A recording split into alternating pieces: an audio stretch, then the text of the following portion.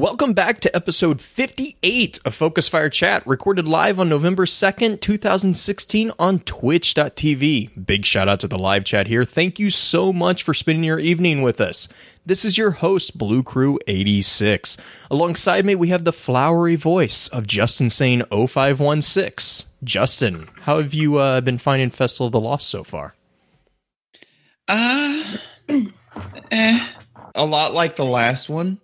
I didn't really do too many of the quests on the last one, but I will say this: some of the legendary masks this time around, I really, really want. I just wish I had more time. Fair enough. Fair enough. We also have with us the infamous Wind of the Stars, Mel. How was your Halloween this year, Mel? It was actually very good. This is the first year I've been able to be home for Halloween in like 3 or 4 years. I'm usually at a convention every Halloween. And I actually dressed up. I dressed up as Mavis from Hotel Transylvania. And we decorated the front of the house in like 20 minutes. And I got to pass out candy. And I was such a jerk, but I had a fog machine set up right on the inside of the door. So when I would open the door, I would push the button and the push out smog, like poof, and I had a bunch of little kids where they just went, ah! And like got super scared by the fog because it surprised them, and I'm sitting there like, but it was really good. Like we live in a type of neighborhood where it's very family orientated, so there was a lot of kids that were walking around. Mm-hmm. So we went through like 8 or 9 bags of candy the other night. So, but it was good, and people knew what I was dressed as, and it was really cute. So, yeah, yes. You do realize Mavis isn't evil, right? You realize that? I know, but I got a kick out of the fact that the smoke was actually scary kids. It wasn't like bad scary where they cried. It was just kind of like a jump scare where they were more like surprised by it than like actually like crying scared. I felt bad because this one little girl accidentally broke one of our decorations. It was just like a styrofoam like tombstone. But she came up with her sister, and her sister handed it to me. Her older sister's like, "We're sorry, we broke this." And then I look over and I see this cute little girl who was maybe not even 10, probably like, I don't know, 7 or 8. And she's bawling her eyes out like, like the hyperventilating crying. And she was so upset that she broke our decorations, and I felt so bad for her. I'm like, it's okay. And I gave her a little hug, and I gave her some extra candy. So I felt really bad that she was so distraught by it. But I was just like, it's just styrofoam. It's okay. Yeah. So, but yeah, Halloween was good. That's the best part. How about Festival of the Lost for you? It's been okay. I kind of got most of the stuff I wanted within the first couple days. Like I said, after I spent the money and I got my ghost, I'm like, okay, I'm good. I'm happy. So, but I didn't realize that the things that you put on your head, like the eyes and the jack-o'-lanterns and stuff, actually make you hear sounds. So I thought it was just like around the whole entire time during the Festival of the Lost, and then someone told me that no Mel, no, that's just what's on your head. And of course you wear a headset. At least I wear a headset when I game.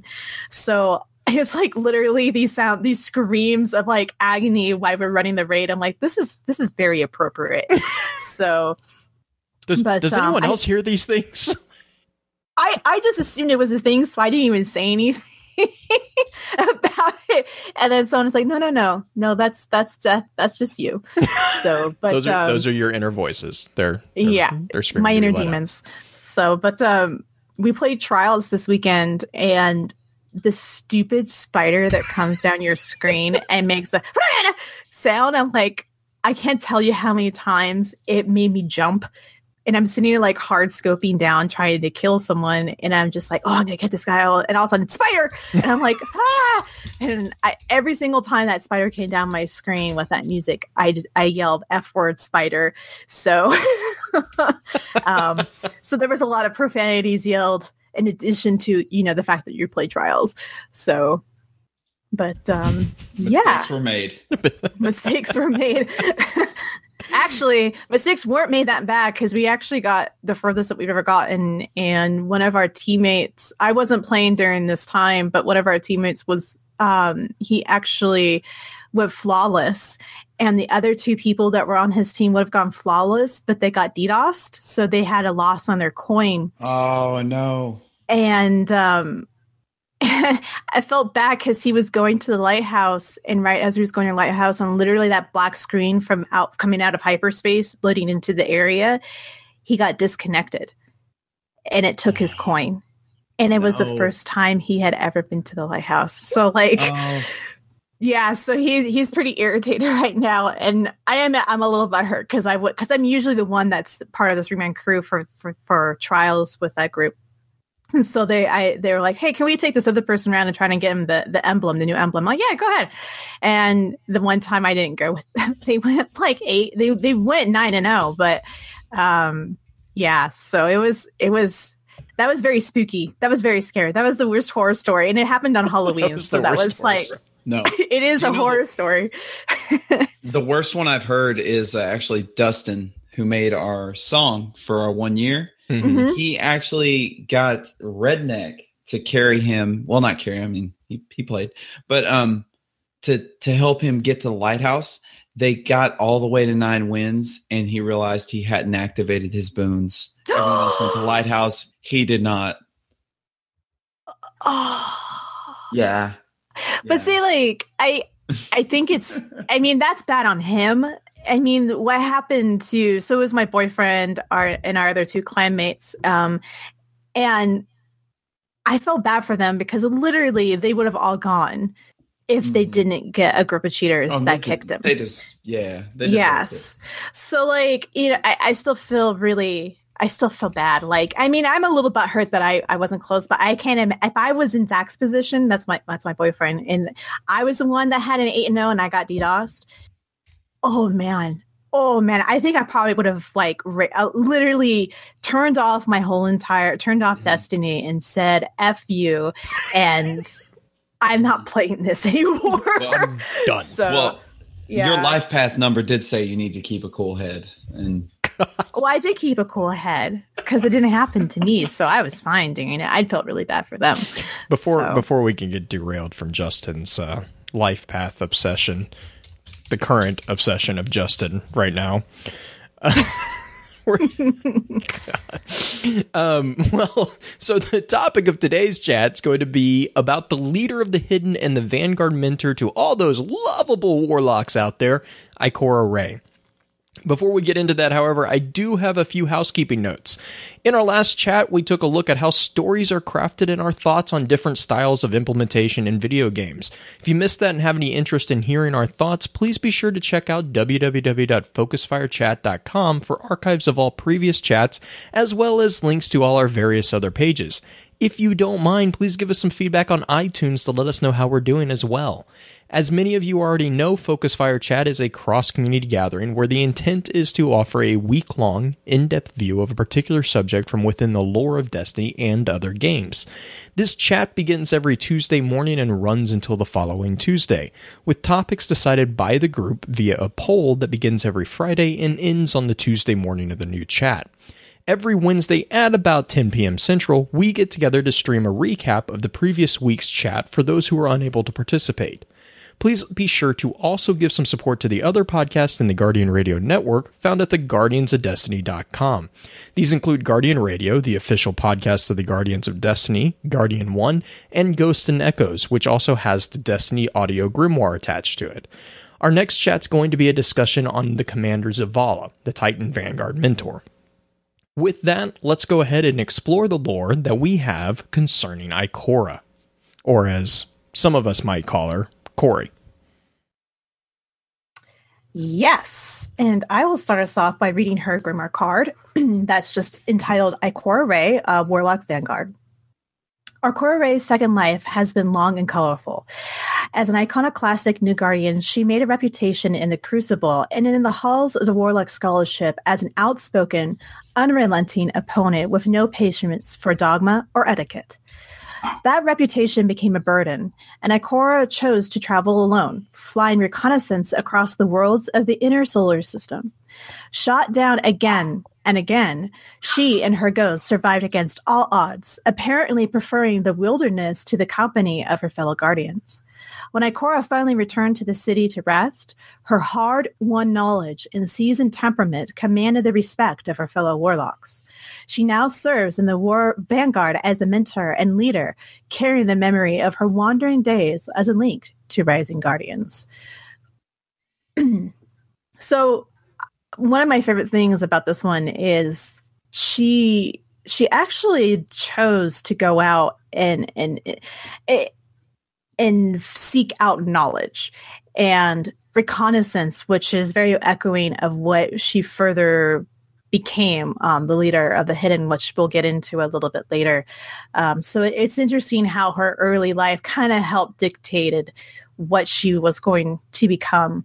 One thing that always stood out a bit to me of this card is that she actually prefers to go out singular, like by herself, and to do whatever she's doing, reconnaissance or gathering knowledge, and as opposed to being with her fellow guardians. Which, when I think of warlocks, I feel that herself of isolating herself is more of a hunter trait. So it always really surprised me when I read this bit of information about Ikora that she's very much like, leave me alone with my books and my information and go do whatever you need to go do. So, but yeah, Blue or Justin, do you have anything you want to add to this card? Yeah, I was going to point out too, a lot of people kind of gloss over this, and I've mentioned this to, the reason I say this is I've mentioned this to a number of people, and every single time people have asked me what I'm talking about. So I really wanted to point out the fact that Ikora right here, there's an important concept in this card, and it's actually in the second sentence, and it says as an iconoclastic new guardian. An iconoclast is something that a lot of people just kind of read and they're like, oh, that's a new guardian, blah, blah, blah. But an iconoclast is actually a person who attacks cherished beliefs or institution and is also a destroyer of images used in religious worship in particular. So what this is saying, and this is important too, because in the card that we're going to get to eventually, actually the next card that we're going to talk about, I'm going to bring this back up again, but this is saying that in her as a new guardian, she was completely opposed to the established institution and beliefs of the city. She was a rebel. She was, and it's a and I kind of have. We'll definitely talk about this as well. There's actually a Warlock bond that is very important to Ikora's transformation from being iconoclast into being basically a believer of the Traveler and its powers and the city and the Vanguard. Because, I mean, the thing is, she's a Vanguard mentor. And so she's obviously come around. And I think that that's also very, very important, is that she used to prefer the wilderness to the company. I don't get the feeling that is currently. I mean, I think she went through a very drastic transformation at some point in her second life, and that has translated into her becoming the mentor. The other point that I did want to make is that it is. Well, I'll wait until we talk about the next card, because that combined with the iconoclast kind of makes for a. She's not the bookworm that a lot of people think of when they think of warlocks. She's actually nearly literally the opposite, and we'll talk about that. Justin, you have anything you wanted to? Yeah. I just wanted to say that the kind of temperament of wanting to be a loner, it is a very it's a very oft repeated theme of the hunter class, but actually there are quite a few loner warlocks who've caused a fair bit of trouble. Mm-hmm. So And I think that goes part and parcel with burying yourself in kind of, study, burying yourself in the arcana and trying to find these answers to questions that no one's even thought to ask. So I just picture warlocks like that really, really smart person who's in a room all by themselves with just like paper strewn everywhere, and almost like Russell Crowe in A Beautiful Mind, where he's got yarn going from one end of the room to the other. Like, I think at some point it demands that you isolate. Well, to really quick to clarify Ikora's role within the Vanguard itself, her role is to study enemy threats, especially those which are unconventional, such as the darkness, which, like it says here, she's had, and actually there's a quote later that I'm going to talk about too, that speaks towards the experience being more than the knowledge, or the experience leading to a better knowledge. We'll get into that as well. But so she studies enemy threats, especially unconventional ones such as the darkness, and she's typically actually the first to respond to those because, like Mel was saying, we're going to talk about the hidden and all that. But it is also very important to remember that just like Cade, she does technically report to Zavala. Zavala is the Vanguard commander. She is just a Vanguard mentor. So, yeah, but at some level, reports to nobody. Right? No. And I mean, in the same way that Cade has autonomy, in his duties as the bounty leader and all that. Yeah. She definitely had. I mean, I think that's kind of the part of she's the first to respond to those unconventional threats. Yeah. She definitely. She does not brook much patience. I mean, I'll get into the connection that I feel mentioning here. Yeah. I feel like Zavala is almost like the president of the United States in that aspect. He knows what he needs to know. Yeah. And he's finding out a lot of it late from Cade and Ikora. Yeah, I mean, I get the sense that there is a degree of plausible deniability that Zavala requires. I think, and we will definitely talk about Zavala in depth next week. But I think that there is a method to that, because as the Vanguard commander, I get the sense that he is often put in a position where he has to answer questions that are uncomfortable. And I honestly get a feeling that it's kind of a tactic of his to be like, I don't know. Like he can legitimately say, I don't know. And he can actually say that truthfully. Whereas, if they told him everything and, all that, then he would have to lie. And I think there's an issue with honor with Zavala.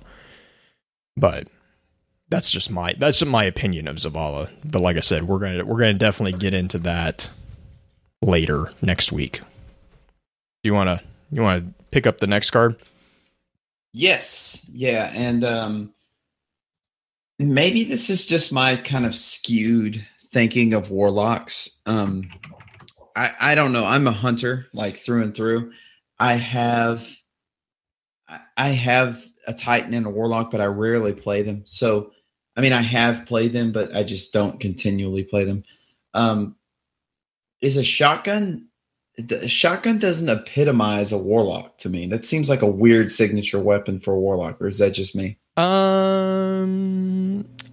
Maybe not. I think again, a lot of people get caught. This is just again my personal opinion of this. I think a lot of people get caught up in the stereotypes of the classes, and they keep forgetting that the classes are really nothing more than the philosophical approach of how to use light. There is a general stereotype, that's somewhat accurate, but I mean, Felwinter was a Warlock, and yeah, I mean, I guess that's true. But dating back to vanilla, it always struck me as indicative of Ikora's personality, that she would have a shotgun as her signature weapon. And I say that fully well knowing that I don't know Warlocks as well as I should, other than the big name ones. But anyways, I was supposed to read a card, so I'll read a card. Real quick, I think it's kind of interesting though that she does have a shotgun, because her personality before she became the Vanguard Mentor was very much against the grain. So to me, it makes sense that she has a shotgun. If you think of a Warlock, you don't think of them as actually running with the shotgun, because their class weapon, exotic, is a fusion rifle. Exactly. So to me, I like the fact that she has a shotgun, because it just further cements the fact that she is not your stereotypical Warlock, and that she has a lot more to offer than besides what is just generally known that Warlocks stand for. Mm-hmm. So. Not to mention the meaning of the name of the shotgun. You beat me to it. Well, let's read the card real quick, and then we'll break it apart. Yeah. Invective. I tried to talk them down. They made a grab for my ghost. After that, it was a short conversation. Ikora Rey. Invective was Ikora Rey's weapon of choice during her younger, more rebellious days. An ideal fallback for situations that can't be solved by wit, quick talk, or pure intimidation. This modified shotgun uses a self-replicating magazine to keep its owner well-stocked for any and all trouble that waits beyond the city. And it is awesome. It's like one of the only shotguns that I legitimately like. Like all the other shotguns I use, and I'm like, I feel dirty. But Invective, I actually like the weapon. Yeah, well, and the new ornaments too. Mm-hmm. The one that's I can't remember what it's called, but the cracked lava look on it. Yes. Yeah. Mm-hmm. Well, and so we kind of made a comment towards it, and the meaning of invective is actually a word, and it actually means insulting, abusive, or highly critical language. So invective was Ikora's weapon of choice during her younger, more rebellious days. Not only is it talking about a shotgun, it's also talking about her language of how she spoke. She was insulting, abusive, and highly critical of a cherished belief or institutions, and a destroyer of images used in religious worship in particular. So she was no fan of the Vanguard, of the Traveler, which we know has a pseudo-religious following, And so there's a way of reading that sentence, like I just said. There's two ways to read that. Invective was Ikora's weapon of choice. Her verbiage was abusive and critical. And we know from the card that Mel read that she had no patience for dogma or etiquette, which actually kind of points to another Warlock that that I love bringing up, who had no patience for obfuscation, and who was the Vanguard Mentor at the time, and that's Osiris. So they actually have a common thread between it, and I'm gonna I will talk about this more as we get further in, but I think that that's a reason that Ikora was kind of tapped in as the Vanguard designate. Because she was very similar to Osiris in the personality department. And I think that they probably, two blunt people in a conversation can usually get along. They either don't get along at all, or they get along really well. And I get the feeling that Ikora and Osiris actually got along pretty well. And do you think that maybe that's a nod to Cade in that card, when it's a fallback for situations that can't be solved by wit, quick talk? Maybe I think, because I think the other thing that you remember about Warlocks is that Warlocks as a whole value the spoken word. That's one of the reasons that Warlocks wear a hood. is because they value the importance of what is being said over who is saying it.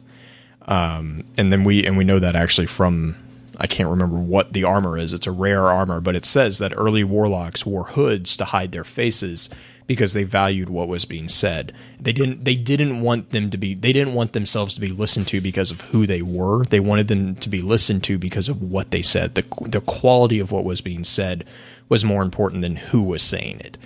And so when it says that it can't be solved by wit, quick talk, or pure intimidation, I really think it's just talking about her ability as a, not really a diplomat, because she definitely wasn't, but as just an individual who had, diplomacy, which, I mean, she's not a diplomat, but you can still have diplomacy there. I see.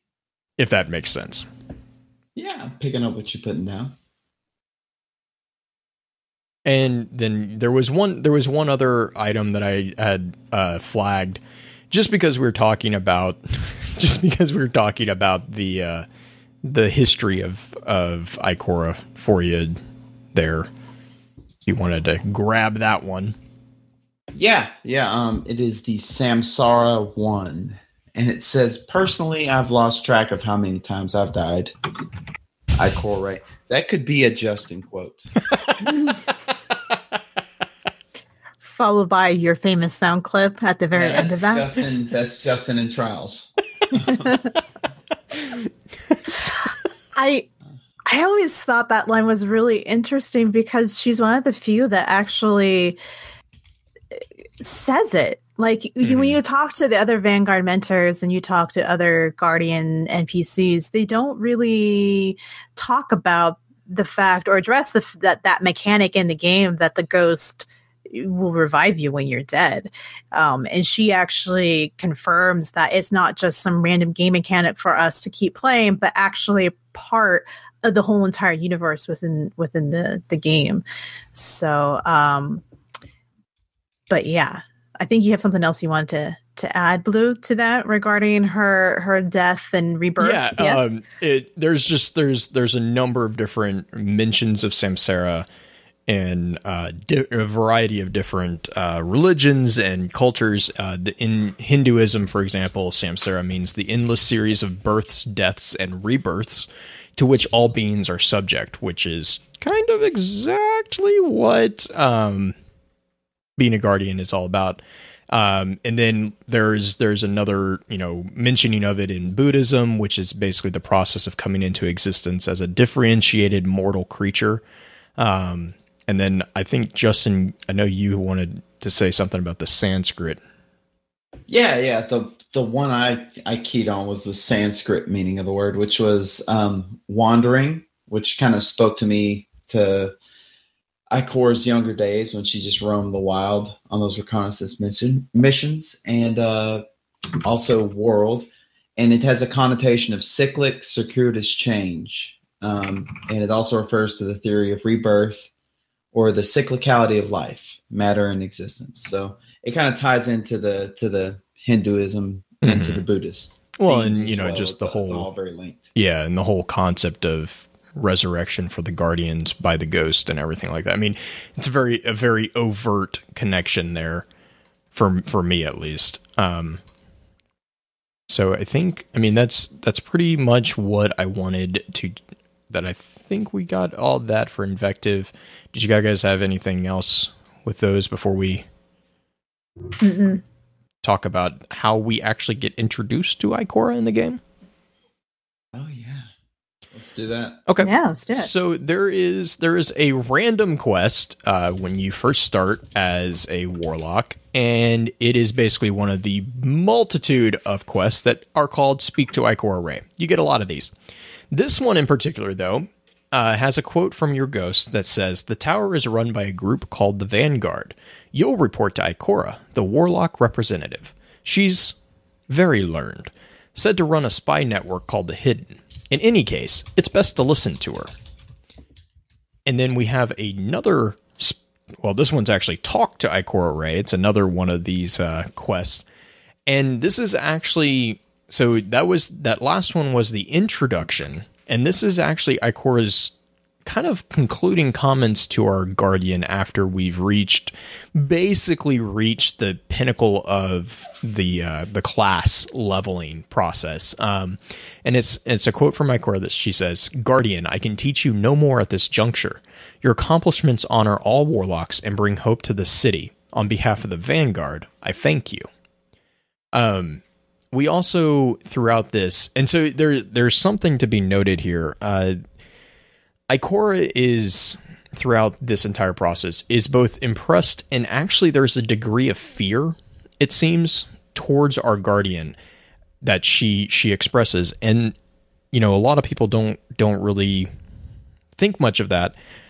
And the thing that you need to remember with that is that Ikora has seen a lot of very powerful Guardians in her time as a Guardian herself. Not just as the Vanguard, but the former Vanguard himself, Osiris, was a very powerful warlock, and we all know the path that led him down. Toland was another very powerful warlock. Praedyth, who she doesn't remember because of the whole time thing, but she mentions that there are mentions of Praedyth in the margins of notes, was another somewhat powerful warlock. These powerful warlocks, there was a degree of the power corrupting, the whole absolute power corrupts absolutely issue. And there's a degree of this in I think it's the Legend of the Warlock quest, and I believe this is a Taken King quest that got introduced, and it was kind of like a retroactive one, kind of similar to the Hunter one. I'm not a Warlock main, so I don't really remember this one because I never played it. But anyways, there's a number of steps in the quest, and there's a few really interesting quotes. And the first one is the quest is called Early Days. And the quote says, "You are a light in the darkness, Warlock. Always remember that you are our beacon. Guardians like you keep us on the path, make us feel safe at night. We look to your light to make our lives brighter." And so there's a couple points that I want to call out on that. The first one is light in the darkness. It's a very important phrase for Ikora. We will talk about that definitely later. There's an issue that I have with that phrase that regards to another really big item in the Destiny universe. But then the next quote from the Legend of the Warlock quest is again another quote from Ikora, and it's the fifth step. It says Dark Places. And this is kind of what I was talking about with the Warlock Vanguard. She says, "The true extent of the darkness cannot be explained even with all our knowledge. It must be experienced. So you learn not only of the darkness, but the light in the traveler as well."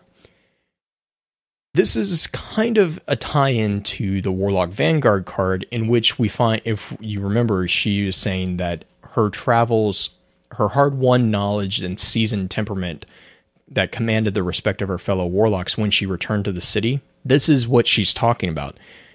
You have to learn by doing, especially with regards to the darkness, because only by stepping into the darkness and stepping up to the darkness can you really understand what is at stake. And she goes on to say in the Legend of the Warlock, one of the final steps, which is Beyond the Sky, she says, "The Vanguard is a light in the darkness, and our light makes us a target, and we must be ready for what comes for us." So this comment is really kind of a nod to her role in the Vanguard, which is basically the response of the threats of unconventional nature. Her entire purpose is to prepare for those that are coming after our light, because our light is a beacon, and our light is something that the darkness wants to quench. So she also goes on to say that, she wishes that, there's a lot of comments about, "I wish I had known when I was younger what I know now." And this is just important because Ikora really is, I think that as much as any of the characters, you know, once you start really digging into them, Ikora really does have a lot of depth, and there's a very interesting transformation. You know, again, when we first hear of her, she's an iconoclast. She's very rebellious. She doesn't agree with a lot of the stuff that the Vanguard and the city and all that, the speaker and all them say. And yet, when we actually meet her in game, she's our mentor. She's a Vanguard mentor. She doesn't just follow the speaker. She actually encourages others to do so. And so I find that very interesting. And the entire transformation from a person who's completely opposed to a person who's completely for, it's often said that the biggest supporters are those that you can actually win over from the other side. So, and I'm gonna let Mel take a stab, because otherwise I'll talk your ear off. I'm kind of wondering if she took the position as not as 100% maybe agreeing with what the Traveler has to say and what it represents, but as a means to get her own ideas and philosophies out to future Guardians. Yeah. It's for them to not be as following as blindly in the footsteps of the Traveler and of the speaker. It was kind of like, I have my own doubts, and these are what my doubts are, and this is what I think, and I feel like you should take the information and make your own judgments as well.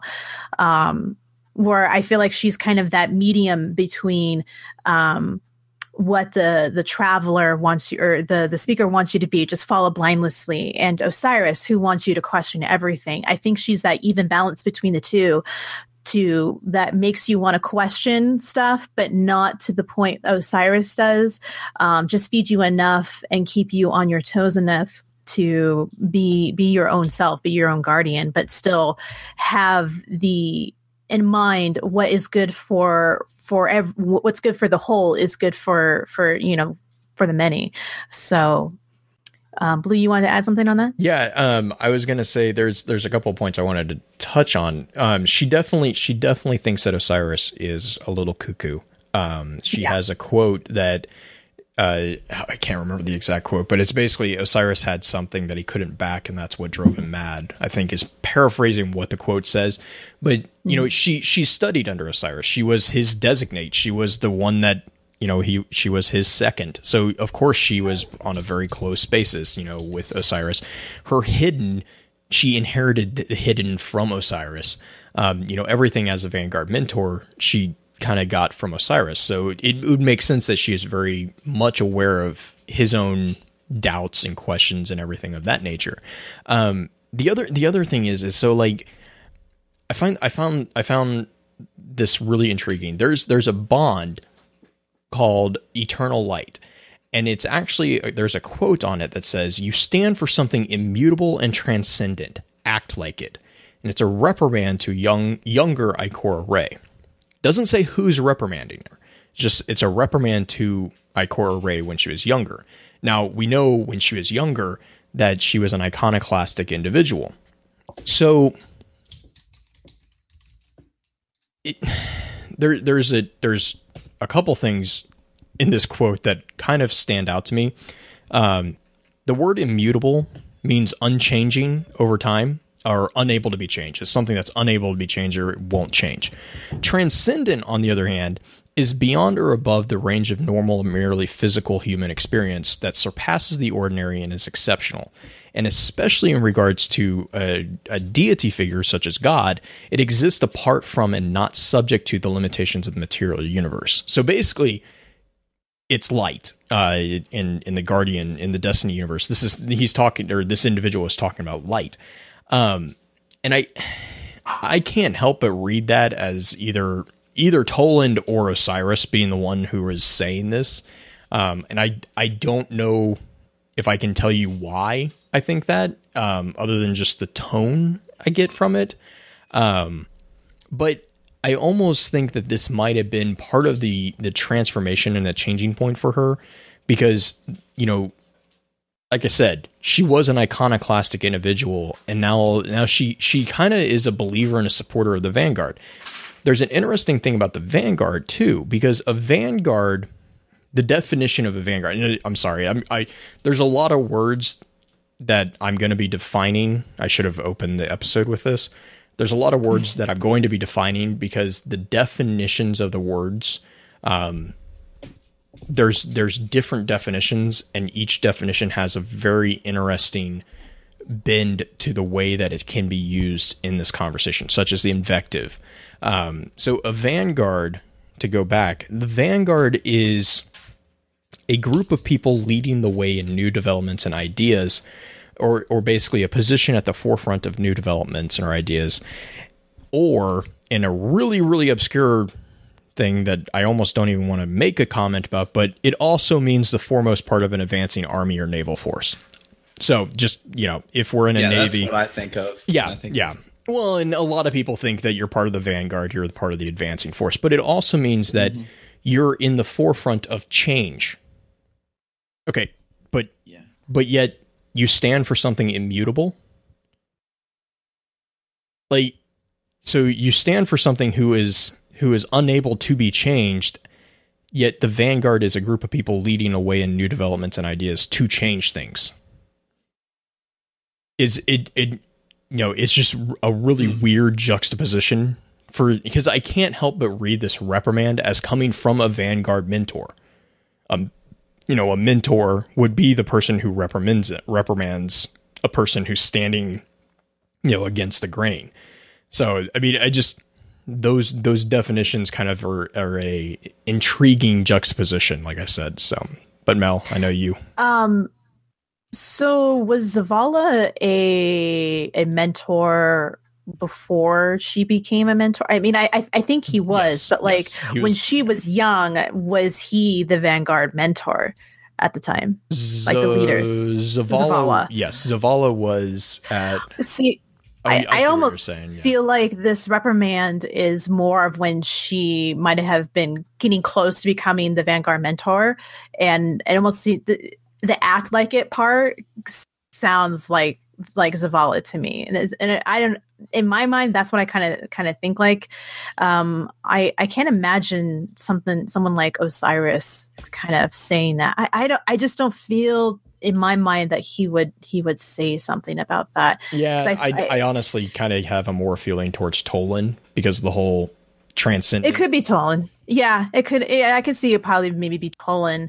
And the only reason I was saying Osiris is because he was the Vanguard commander, which is an interesting point and too. She studied underneath him, right? So Osiris actually used to have the position that Zavala has now.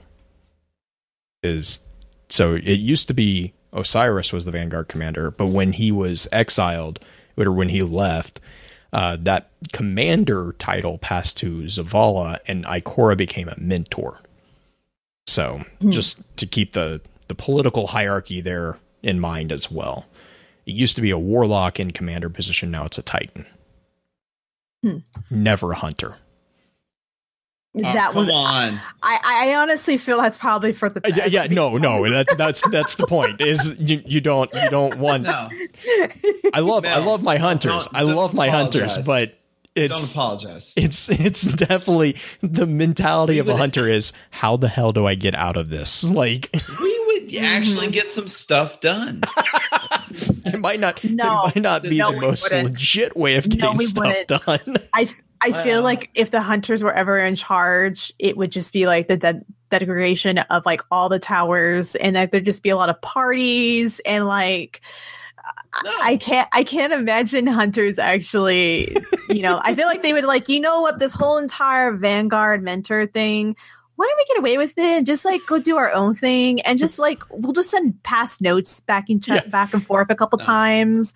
I think it would be like, you guys have your meeting about why we should have a meeting to talk about why we might need to go deal with this. And then by the time you're done with that meeting, all the hunters are back, and they've already killed whoever it was you were talking about. You know what? I feel like if a hunter Vanguard, if the Vanguard mentor became an actual like leader of the Vanguard, he would just be like, you know what, Titan and Warlock mentor, why don't you take care of everything? and I'll be back in a few weeks, and you tell me how things go. So essentially, they would just like pass off the responsibility to them anyway. I see the hunter commander being like, "All right, so I'm in charge, right? I give myself the order to go back to the wilderness. See ya, bye," and just like drop run. Like, I mean, hunters, they have to use the Vanguard dare to trick the hunters into coming into the Vanguard. Like it. The only one I can maybe see, that the only NPC that we've met so far that's a hunter that I can see maybe being okay is Shiro, because Shiro feels very regimented. Like, you have to do this, and then you have to do this. But even he, yeah. I get the feeling like he's like, I kind of prefer not being in the tower. Like, I have a feeling if Cade ever has to leave, because Shiro report is like directly under Cade from my understanding. So Shiro is like one of his scouts, kind of like yes, Tempest was. Yeah, so I feel like he would be in there, and he would be like, you know what? Damn that Cade. So, but I like Shiro. He's my salty robot boyfriend. Mm-hmm. So I mean, he's got a lucky raspberry too. So he's just salty. But anyways, let's stop talking about hunters and actually talk about. I like where this is going. Well, hey, you know what? We can segue, because there is a hunter connection here. In this next kind of conversation topic that we're gonna cover. Mm-hmm. So the next part is continuing on with the talk to Ikora, and this one is speak to Ikora, like we just did, and it is a quote from the Ghost, and it says, Ikora heads up a group called the Hidden. They're a crack group of intelligent agents. In other words, spies. I'm just glad she's on our side. So, and then the next one is called One of Us. And this is actually having to do with Eris. This is a quote from Eris. And it says, honor us, Guardian. Show the Hidden you have what it takes to join our ranks. And I'm sorry, but I'm going to probably piss off a lot of people with this next comment. This kind of confirms that the Hidden is not a class-specific organization. I'm going to get so much flack for that. Well, but I never saw it as a class specific either. They're Eris is a member. Eris is a hunter. But there's a lot of conversation about how the Hidden are Warlock intelligence, and it's like, no, it's an intelligence gathering network. And the One of Us bounty really, so it actually introduces two things. First off, we know Eris is a member of the Hidden. Eris is not a Warlock. She's a hunter. She's actually one of the few members of the Hidden that we have confirmation of. Actually, I think off the top of my head, she's the only. No, that's not right. Ariana 3, Don't we have... was Ariana. Actually, the entire Crota Fire team was Hidden, I think. Yeah. Isn't there also a little bit of them talking about the Queen Marsov came in and for meetings with the Hidden? Isn't there that as well? I don't know. I could have sworn there was. Okay, now I'm going to search. Yeah, Continue on. Go for search for that while I make my next point. The next point is there's a possibility that we get to be part of the Hidden. Because that's what this entire bounty is doing, is us showing the Hidden that we have the right to be in their ranks. And this is not a class-specific bounty. This is not a nothing specific. Everyone had access. Now, I don't think this bounty is still active. It is a historical record, so to keep that in mind, that it's not an option for the... I think it's, what is that? Crota's Bane. Is that Crota's Bane? Is that what her faction is? So Eris. Eris. You used to be able to get Crota's Bane rep by completing this, and it was basically you killed Hive Majors. That's really all you did. But it was just an and there's also a quote from Brother Vance that talks about how he recognizes the Mark of the Hidden. And we also know that the Hidden have multiple class items. You have the Curse of the Hidden, is that a bond? The Cloak of the Hidden, is a hunter, and I think there's a Mark of the Hidden, which is the Titan. So we have cross-class mentions of literally hidden icons on each class that can be worn by each class. I really strongly do not see the Hidden as a class-specific network of intelligence at all. So yeah, I don't know who would. I've had this argument a couple times on Reddit and even on some of the BNet forums. I mean, like, and it's one of those things that I completely understand. If you just hear, oh, Ikora runs the Hidden, and you don't dive into it further, I can see that being the assumption. But I want to really point out the fact that the Hidden, if you start really looking at the items and the quotes on some of the items that regard to the Hidden, especially from like Brother Vance, especially from the One of Us bounty, it really does to me softly confirm that the Hidden are not class specific, and it actually even opens the door to us being part of the Hidden eventually. So, did you find what you were looking for, Mel? I'm still going through. Okay. Give me about another couple of seconds, and I can answer that. So do we want to move on to one of the better written cards, the Crota, Son of Orcs? Yeah. Can I give a really quick introduction to these next couple cards? Because I think it's it's a really interesting. So it's a very nice addition to the grimoire here, because what these next three cards basically are going to do is they're going to actually give us snippets of Ikora and her thoughts on the different events within different DLCs. So, for example, this card that Justin's about to read is actually her thoughts on the Dark Below events. We have a card that I'm going to read after Justin that will be her thoughts on the events from the vanilla game, which is the Black Garden, basically. And then finally, we actually have a card. I finally managed to find it. For the while that it was eluding me, and I was like, I wish we had something for the Taken King. And I finally found it. There is an actual card that is a sample of her thoughts on the Taken King events, and actually her view on the enemies that were introduced in the Taken King. So we actually have passages from Ikora's journals and from her reports that actually points out the way that she evaluates information and analyzes the information that, is her role in the Vanguard. So keep that in mind. That's actually what we're going to hear. And I think that's really cool. I really like that. I wish we kind of got a few of those from Cade, and I know we have a few from Zavala, so we'll definitely be talking about those as well. But so yeah, that's my reason for including these cards in this conversation. So I'll let Justin go for it. Yeah, this is one of my actually favorite as far as how well written it is. Cards, and is Crota, Son of Orcs. And this is Ikora Rey's thoughts on recent events after Mare Imbrium.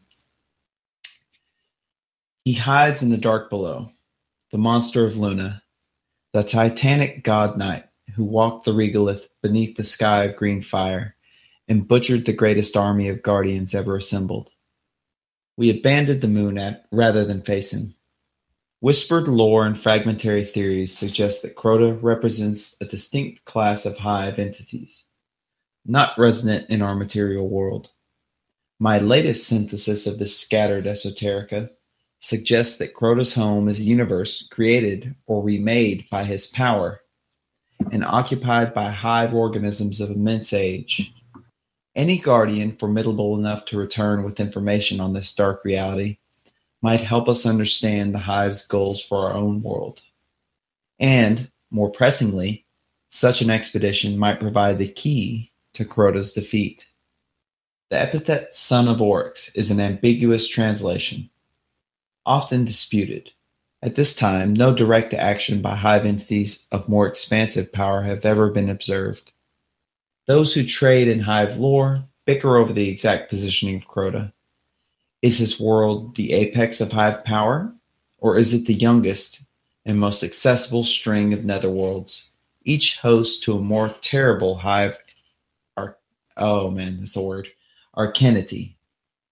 The nature and possible relationship of the Vex Gate system with hive netherworlds remains unexplored. Ikora. Yay! I love that card. Yeah, I really actually like all these next couple cards because here's the thing: is like the cool thing about these cards is that we know outside of game the events that happen, right? We know how they happen, the history of what they're happening, but this is actually a view from a character that's in game on their interpretation of what's happening. And so, the information's not 100%. Like, we don't really, there is some guessing here. She says the epithet son of Oryx is an ambiguous translation, and it's often disputed. So even that is not, we don't even know if that's actually the translation for it. But it's still, I just really, really love the fact that we are seeing we're seeing the event from behind the eyes of a character that's within the universe. So we have to put on those biases and it's a psychological thing, but it's like you have to put on their biases and their fears, and you have to, it really helps you get into the character and get into the head of these individuals and to understand what the Vanguard is thinking, what they're seeing, what the Guardians are looking at. This is how they react to these things. And, there's all the humor and stuff like that we always attribute to the thing of, we don't die and all that. But this is also, there's something super serious going on in the universe, and this is their response. This is their interpretation of all that stuff. And I, again, really, really think that is important for us to remember, as well as, all the fun that we make fun of, or that we have in the game. So. Like it. But with that being said, you want me to talk about the Soul Progeny? Yeah. Okay. Please. So again, Soul Progeny is going to be Ikora's thoughts on recent events. It says to Commander Zavala. So this is actually a formal report to Zavala. And this is my thoughts on recent events. Zavala, how like you to ask me for the bad news, even in this moment of triumph. I finished going over that ghost report. It is my hypothesis, a hypothesis at best, that the Vex saw the abominable presence at the heart of the garden as a divine power. I can hear your protest already. How can machines have a god? The answer is simple. The Vex, for all their voracious intelligence, could not understand or decipher what they found. They searched through all available reactions, and they settled on the course with the greatest payoff: to worship this power and to remake themselves in its image. I believe that the 3 Axis mines found in proximity to the abomination were Vex machines built to serve as vessels for this power, a way to extend its reach across space and time, binding it to the Vex and the Vex to it. If they had succeeded, I cannot begin to guess what horrors they would have unleashed. Attend carefully, there is cause for hope. When endangered, the abomination activated these vessels and defended itself. This tells us that it was threatened. Whatever it was, Guardians could harm it. And it activated only a single vessel at a time. Its strength was limited. Whatever it intended, it was not ready yet. We must assume the abomination was part of something greater, and we cannot flinch from the terrible obvious comparison. Just as the Traveler acts through us, this power was able to act through its own servants. Let us be wary. There may be other abominations and other vessels. Ikora. Love it. So again, again, a biased look at the events from the vanilla game. This was, I don't know. We have already parsed this out within the Vex episodes. We definitely talked about this card because this introduces the 3 major Vex figures the past, present, and future frames that we fight at the end of the game.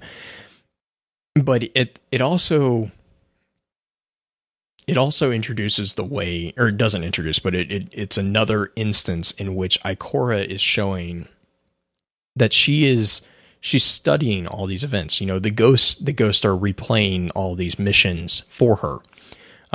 You know, that's what her job is.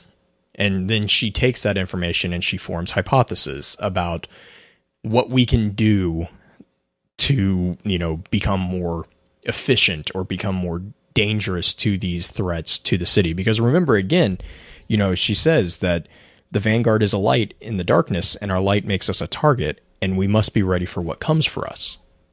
So this is her way of making sure that the Vanguard and the Guardians are ready for everything that's going to come at us. And I mean, I do love the nod at the bottom. There may be other abominations and other vessels. I think that was a clever little tie-in that Bungie allowed for future expansions. Mm-hmm. Mm-hmm.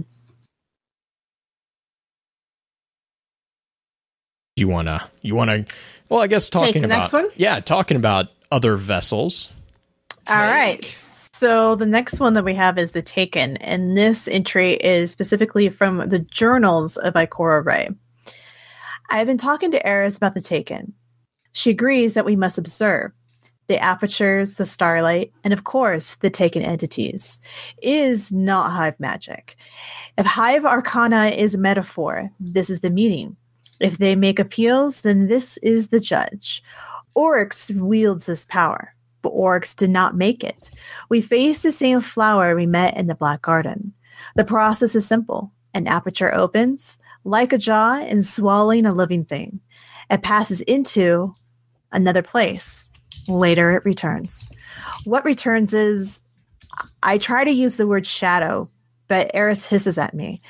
A shadow is a flat projection cast by light in an object, less real. Eris insists these Taken are more real somehow. She uses words like inhabited, exalted, rendered final. Is this power blind? Just a natural energy Oryx discovered? I cannot believe it. My hidden tell me that the Taken shrine with deceiving negative light, as if the universe is curling up around them, as if they radiate some pathological that decays into our world as nothingness. The Taken serve Oryx, but I think those jaws lead elsewhere.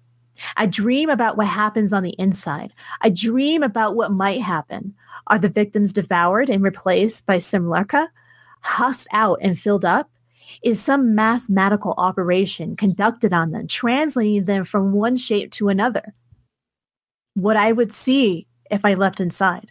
What would happen to a guardian? Is that how we end this? All of us leaping into the dark to fill it up with light?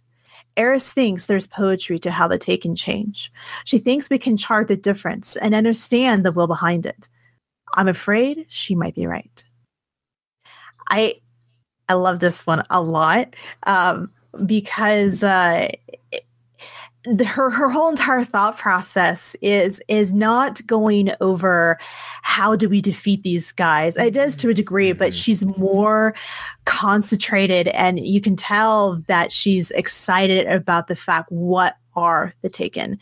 Yes, Oryx controls them, but he did not create these things. Something else created these Taken. And like, she's basically equating a Taken to almost a black hole, but where does that black hole lead? And no one really knows. And she is dying to find out. I also find it really interesting that the part towards the end, how do we end this all? Do we leap into the dark and fill it up? And I think it's interesting in the raid mechanics of the Taken King when you fight Oryx. When you go into that final bit, you're kind of like into like ascendant type realm, and it's all darkness, and you have to defeat the shadow of Oryx. And basically, you kind of feel like you are filling it up with light. You go in there and you defeat the shadow with your light, and then therefore you defeat it. So I think there was kind of an interesting nod on her kind of acknowledging something that we kind of do in raid, and then how we might be able to defeat it too. So those are some of my favorite parts about specifically this card. Blue or Justin, do you have other bits that stood out to you guys? Justin. Not Justin. Okay. No, I'm sorry. My mic was muted. Yes, I actually do. There's one part that speaks to me. Oh God. Yes. Like a flower. Yes. We face the same flower we met in the Black Garden. Mm-hmm. The flower prevails. No, I'm just kidding. But is it the voice of the flower that prevails? Yes. No, I do like Ikora's take on the Taken, if that's no pun intended. But the thought that the Taken were not so much created by orcs as they were just kind of, furthered by orcs. The Taken would exist with or without him. They're kind of an eventuality. I love the line, "Is this power blind? Just a natural energy. Orcs discovered. I cannot believe it." So that I think alludes a bit to the worm's influence here. But yeah, it's just Ikora's understanding of all this top tier hive arcana is kind of leads me to believe she may be in touch with Toland. Well, I mean, I think, yeah. Well, if Eris is a part of her hidden, and Eris has Toland's journal, there's a good possibility that she knows more about Toland's theories and information that we know as Guardians. So she could just have been pulling that from Toland's journal. Right, yeah, I was just about to say. And, what drives a warlock to madness? Information. Truth. Perhaps what drives a warlock to madness is truth. I mean, that's the Osiris card is, what drives a war. That's the entire point of it, is that endless, pursuit and chasing and, just the endless pursuit for that pure truth. And I think that's, again, like what I was saying earlier about the classes being a difference of the philosophy of how to apply the power. That's really, I think, the crux of what it is that warlocks, that's what makes a warlock, is they want to know why. They want to know what. They want to know how. They want to know. Whereas, a hunter is just more concerned with like more of the individualistic protection or, the pursuit of the unknown or the, as they say, the perfect shot or whatever. Whereas a Titan's kind of more about defending and actually doing battle to a degree. The warlock is more concerned about the question of why and how and what are we doing and, where the 5 W's is really, that's their thing. They want the knowledge. They want that. They want the truth. And that's what drives them mad, is because it's ultimately impossible to actually know. Like you can't, even an immortal being doesn't have the time or the capacity intellectually to really understand everything there is about the universe. But that doesn't, that's one of the, across, and this is kind of this is going to break the fourth wall, but across all science fiction, and Justin, you'll know what I'm talking about. Across all the science fiction, books and movies and stuff, one of the common themes about humanity is we don't ever stop asking questions. We are always looking for more. We always want to know what's going on. We always want to know what's around the next corner. We're always pursuing something, and it's a never-ending pursuit. And it's almost like the human situation is to pursue. Like we don't. Anytime we actually get the answer to a question, it just leads to more questions. I mean, just doing lore exploration, you understand that. Anytime we get an answer from Bungie, it's like, okay, well that kind of makes sense, but in order for it to make sense, we have 50 more questions. That's the human condition, is what is going on. And the warlocks are like the embodiment, the pure embodiment of that. And Ikora really does that. I mean, like what you're saying, Mel. She wants to know, like she definitely wants to know how to defeat them, but it's almost more important to her to know what they are. Because, I mean, and in knowing what they are, you can obviously figure out a way to defeat them, but defeating them is almost, to me, it almost seems secondary in this card. Mm-hmm. She wants to know what it is. She wants to know, she talks about it. Is this a natural power? I can just hear this unspoken, is a natural energy? Is it something that we can use? And she says, I can't believe it. But there's still that inquisitive nature of the human condition is just, I don't know. I've always seen warlocks in the lore as that kind of that just pure inquisitiveness of the human condition, whereas Titans are kind of more like the protective, aggressive aspects, and the hunters are very complex, but they're kind of protective as well, but in their own way. They want to explore. Everyone wants to know, but it's different aspects of it. Like a hunter wants to explore, whereas a warlock wants to study, and a Titan just wants to punch. I want to say that this card specifically really outlines that warlocks, and mostly Ikora Rey, is very exemplifying that knowledge is power.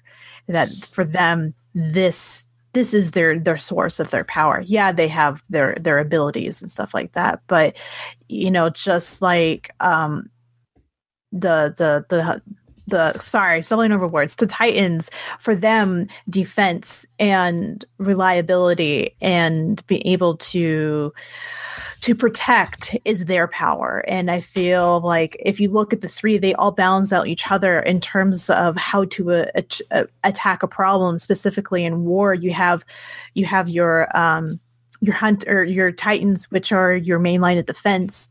I see hunters as kind of your offense and to an extent sort of reconnaissance, but they're kind of like you're kind of they go out, they're like the scouts, and whereas warlocks are more of like the strategists and use the knowledge gathered from all the other sources and puts it together so everyone understands it.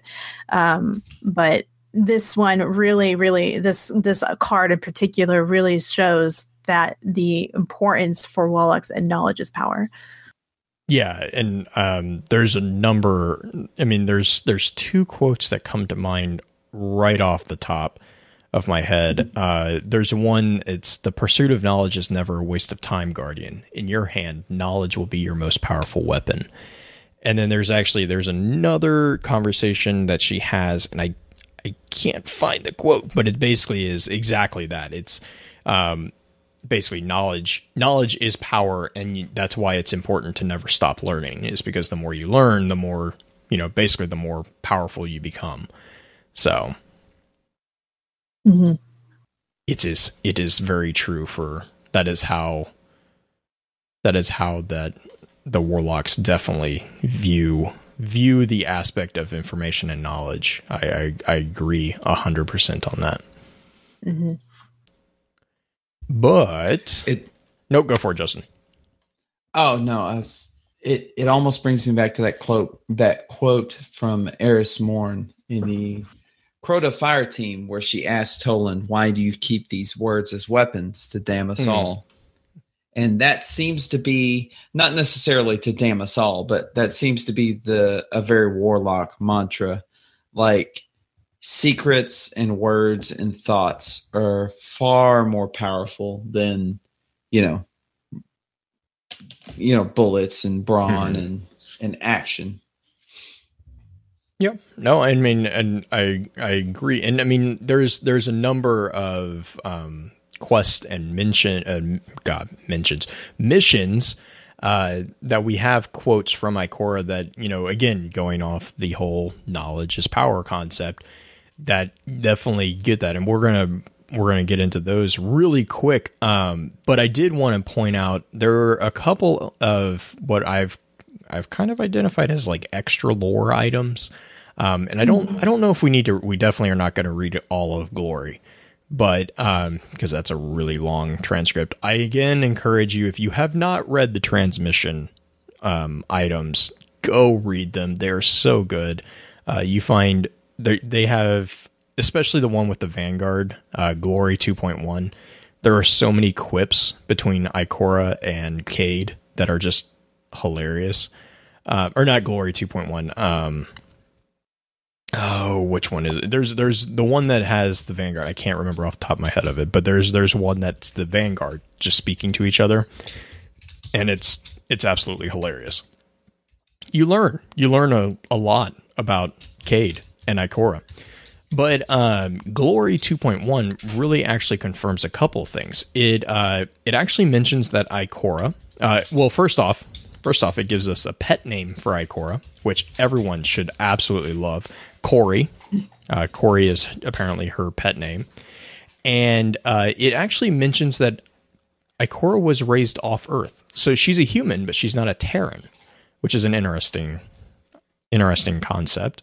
And it also confirms that there was a romantic relationship between Ikora and a member of the Owl Sector, Shun, who is the liaison between the Owl Sector and the Vanguard.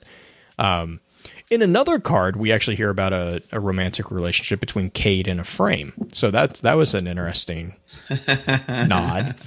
Yeah, it's those are really good cards to read. I really encourage people, if you haven't read those.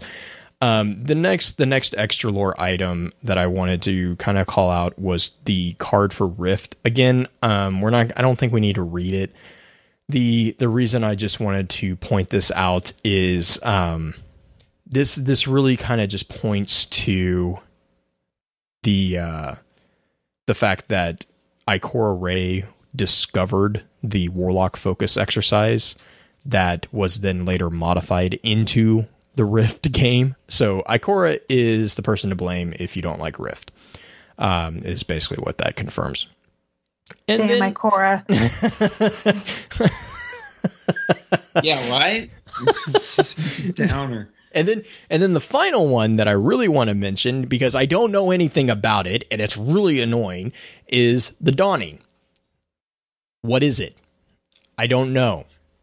But it's a consumable, and it's a letter from Ikora Rey about the Dawning. That's literally all I have on it. A consumable? Wait. Yeah, I don't even know if this is in the database. Like I was searching, and it's in the database. I don't remember this being anywhere in the game. I've never seen such a thing. Yeah, it looks really pretty, but it's literally pretty. For those of you who are listening who can't see this item, it is a very ornate letter that is in sort of a... I think it's a filigree, like a gold filigree. It's in a gold filigree envelope, and the edges are done in gold with a gold tassel hanging off of it, and you can tell that the writing... and you can tell that the writing is done in some type of calligraphy, also in gold ink. It reads very much of elegance and formality, but we don't know what it says. Yeah, from Ikora Rey, the Dawning. What is it? Why do you tease me like this? Like this. And the description reads, "A letter from Ikora Rey about the Dawning." I'm like, oh, that's okay. That's helpful. Thanks. That's helpful. I hate you a little bit because now I'm like, now there's yet another question that I probably will never have an answer to. But before I completely drive myself in. So that's a really pretty thing. If you don't know what I'm talking about, go to Ishtar Collective and search for the Dawning, and you'll see it. It's very, very attractive. Could it be in reference to the Ward of Dawn? The ability that Titans have? Yeah, I mean, either that or the rise of everyone from the collapse, or the dawn. I mean, there's so many different ways you can, or the dawning of the Golden Age. I mean, It's Or if interesting wanna because go when in you an Osiris. Oh route yeah, with- I was trying not to, but yeah, there's also the whole concept of Osiris and the sun. like the event that took Vance's eyes. So there's when I just did a quick search on Ishtar Collective, there is the same consumable artifact from not only Ikora, but Zavala, Petra, Raul, Eris, Cade 6, the Speaker, and Shax. And it all has the same text on it and are the same picture. A missive from Lord Shax in honor of the dawning.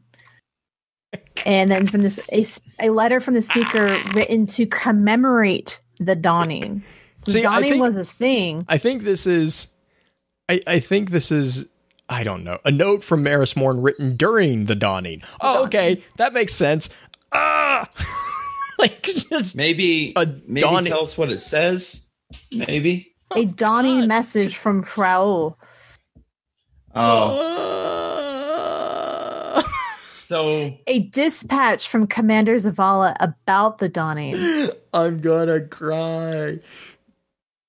So anyways, I swear to God, if our site has a dawning letter, I'm out. Oh my gosh. Okay. Before Blue goes absolutely insane because of this, let's go to the quest and missions. I was gonna ask you, Blue, what's the dawning? There's so many different possibilities. Yeah, All right, so know quest that nobody missions. knows. Yeah, No I've one got knows. Chamber of Night. So, yeah, this is a vanilla story mission. And it reads, your discovery is perhaps the greatest of your time. If the Hive were able to infect the Traveler through this long-lost shard of its battered shell, Ulan Tan's theory may be true. All light remains connected across space and time. We cannot let our enemies use this power against us. Ikora Rey. Yeah, and that was the Chamber of Night. So that was... They actually had a piece of the Traveler, and were doing their hiveness to it to try to do some bad stuff, right? Yep. It was vanilla. Yeah, the only note that I would say is from the Darkness card, we actually know Ulantan's thesis. It says, Ulantan's thesis considers the darkness a necessary symmetry to the Traveler in a cosmic balance. In this view, the Traveler's goodness led it to sacrifice for others, and it is up to us to return this goodness by healing the Traveler. So basically, it's a yin-yang situation. And I'm trying to think... I don't know if I really have anything else to extract from that other than, the fact that Ulantan was viewed as a heretical view, which is an interesting, because if we proved Ulantan right, that would be kind of a blow to things. But the next quote is about the Nexus. And it says, far below the Ishtar Academy, the Vex have set something into motion, a world-eating machine transforming Venus into another link in their intergalactic chain. This nexus must be stopped and the mind that controls it destroyed. End of quote. So basically, they're trying to make the Venus into Mercury. So. The next one we have is the summoning pits, and the quote goes as following. Something dark stirs in the depths of the Hellmouth. We can feel it. A hive abomination bred for unthinkable evil. We must pierce the veil of the summoning pits and destroy this creature. Before the hive unleash it upon us. Ikora Rey. So, this is the Nightfall, I believe, this week. Oh, is it? Yeah, it's the new version God. where That one. Okay. Who's no longer Fogoth, sadly. Yeah, So, so they're just referring to the giant ogre down in the summoning pits that you had to destroy. The ogre who was once known as Fogoth. Yeah, that was actually one of my favorite strikes during Vanilla, believe it or not.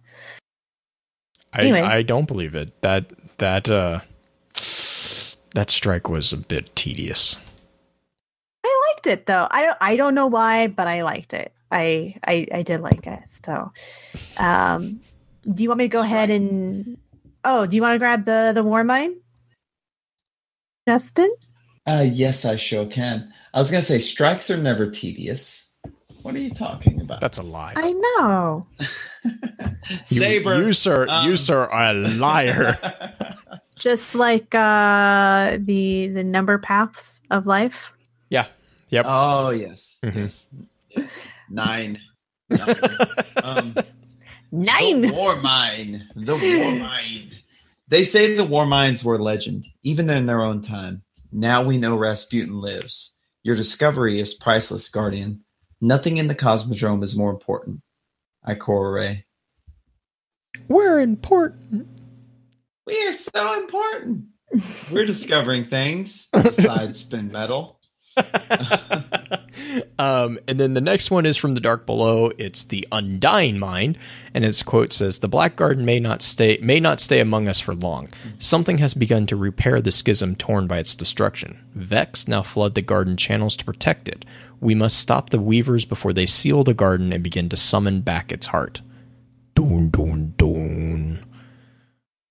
And which is a globular thing. Yeah, yeah. Which makes me worry because they can summon the heart back.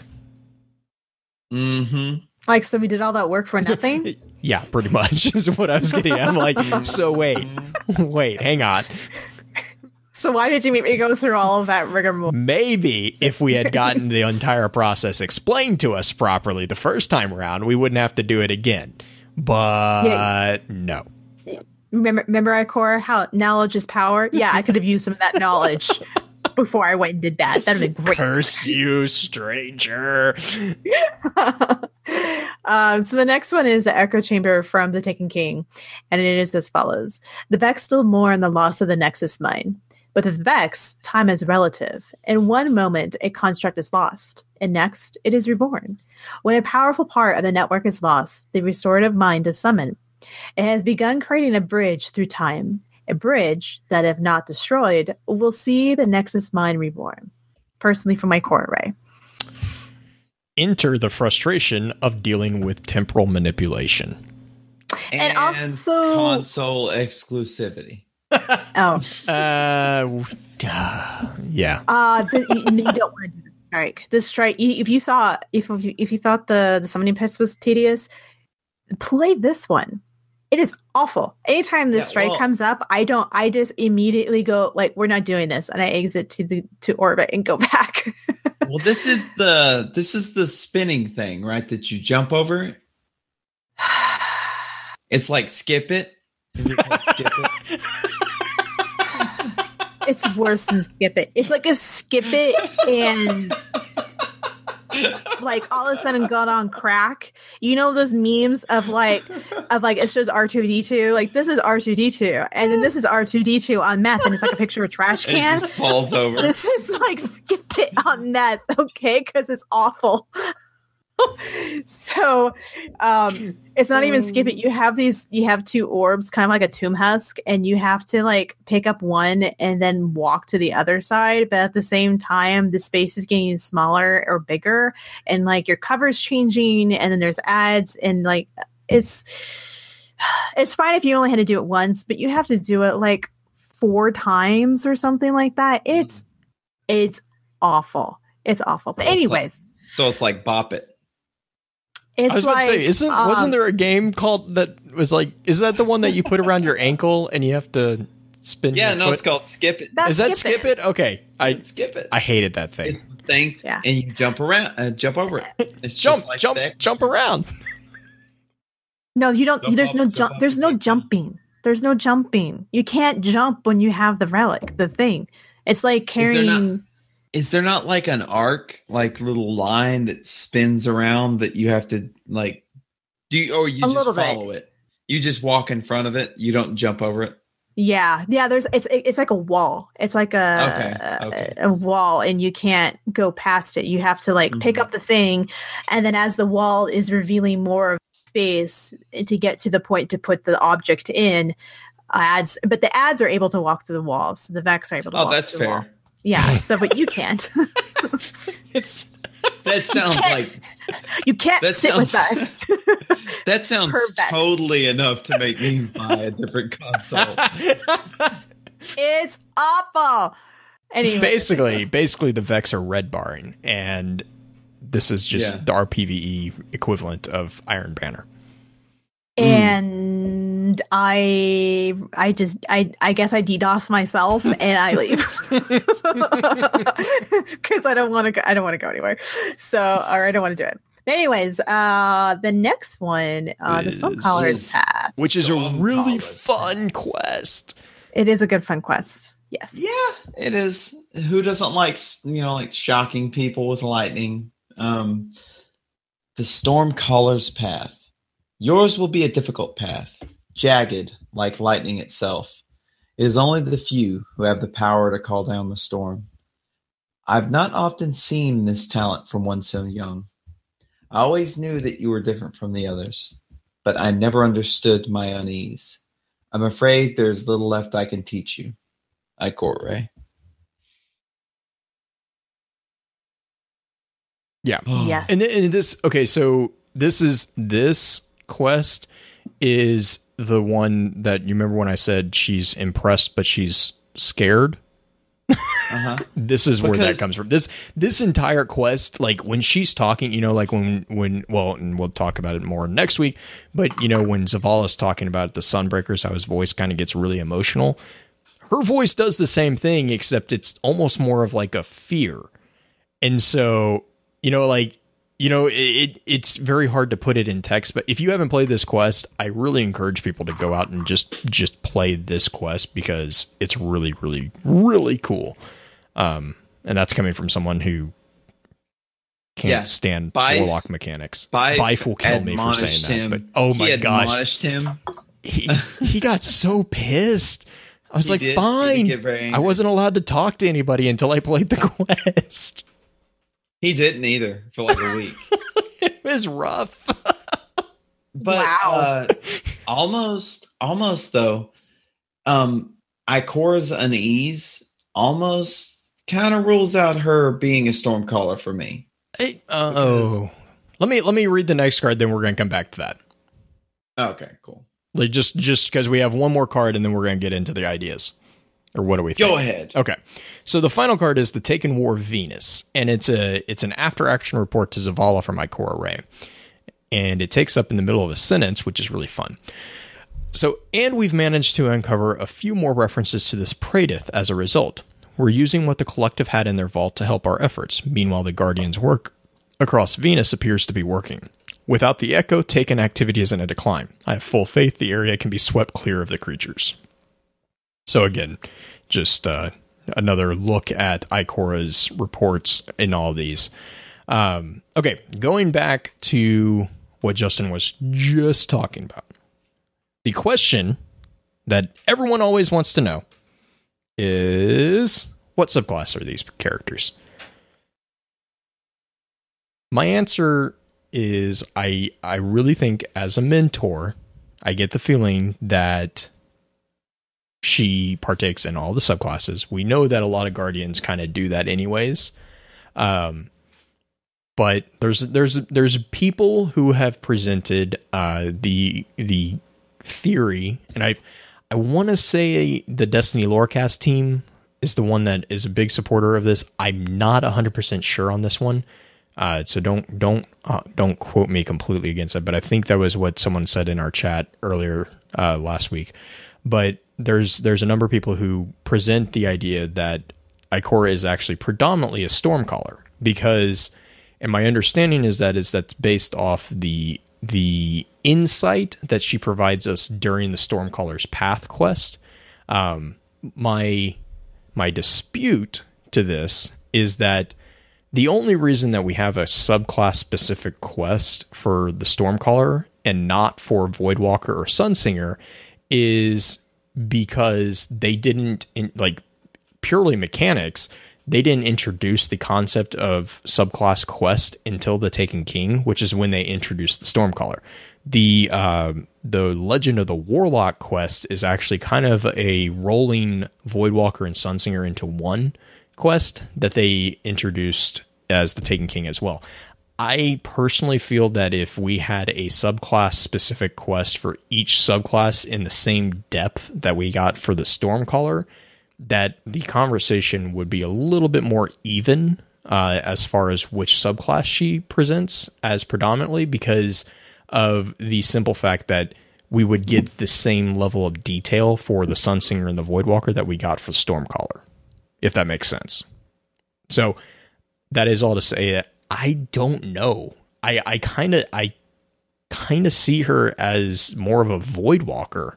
I've always kind of seen her as more of a Voidwalker. Well, no, go for it.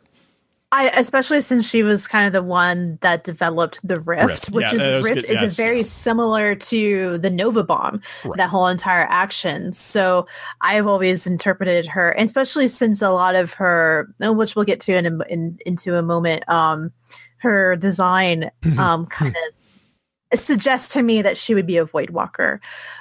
Justin? No, I just read the end of the Stormcaller's path, and I see her say, "I'm afraid that there's a little left that I can teach you, Ikora Rey." And this is to a brand new Stormcaller, right? This is not to a seasoned Stormcaller. So I just given the timeline of that and the fact that Ikora is uneasy and afraid, so to speak, I don't think Ikora is afraid of anything she understands. And this just really suggests to me that Ikora doesn't fully understand the Stormcaller subclass. And I know there's going to be a lot of people that's just going to just completely disagree with me, which is fine. But it's very uncharacteristic of her to feel ignorant of or to have any unease whatsoever, let alone be, uneasy or scared of something. Well, okay. And see, I'm going to be one that disagrees with you on that point. Because she says it is only the few who have the power to call down the storm. I've not often seen this talent from one so young. Mm-hmm.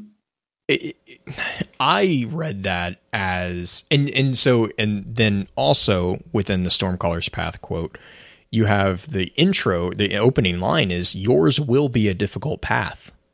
I mean, that's not something that you say like, "Oh, I this looks like a difficult path." Like, if you don't know what you're talking about, you don't say it like that. It would be a different, a different structure in the sentence. I would feel like, I don't know. When I read this, I definitely get the sense that she is speaking from experience. I can definitely see she definitely has experience with the Stormcaller, because she also in the quest, there's a quote that she talks about going and meditating because, hang on, sorry. During the quest, you are required to go and meditate on the storms. But Stormcaller's bond, she says, "Let me tell you what I wish someone had told me in my early years. Embrace the stillness. Become the storm. Harmony within, hurricane without is the Stormcaller. You are the calm eye of the dire storm." There's different quest steps within it. There's a quest about a living storm. And she says, the unbridled fury of the storm trance contrasts with the control that the Stormcaller exercises as she pulls down the sky. Now, I'm going to say that, but I will also say that she has similar quotes about Voidwalker and Sunsinger. If you guys don't follow our Twitter account, one of the things that I do, I especially love episodes when we do individuals, because that allows me to do like quotes. I do a post, I do like a trivia post every morning for the topic of that week. And so like for this one, I went out and I got quotes from different quests and different, in-game quotes from Ikora. And there's one, and each of the Vanguard mentors has this. There's one for each subclass. The Vanguard mentor, more than anything, really, they seem to have experience with each subclass, which makes sense because their entire purpose is to mentor people. But I don't know, like I can just see, I can see the argument. Oh, I love this one. A Stormcaller striking distance doesn't end at her fist. No kidding. No Sorry. Sorry. It's like 50 feet away from him is where it's at. I just found that one.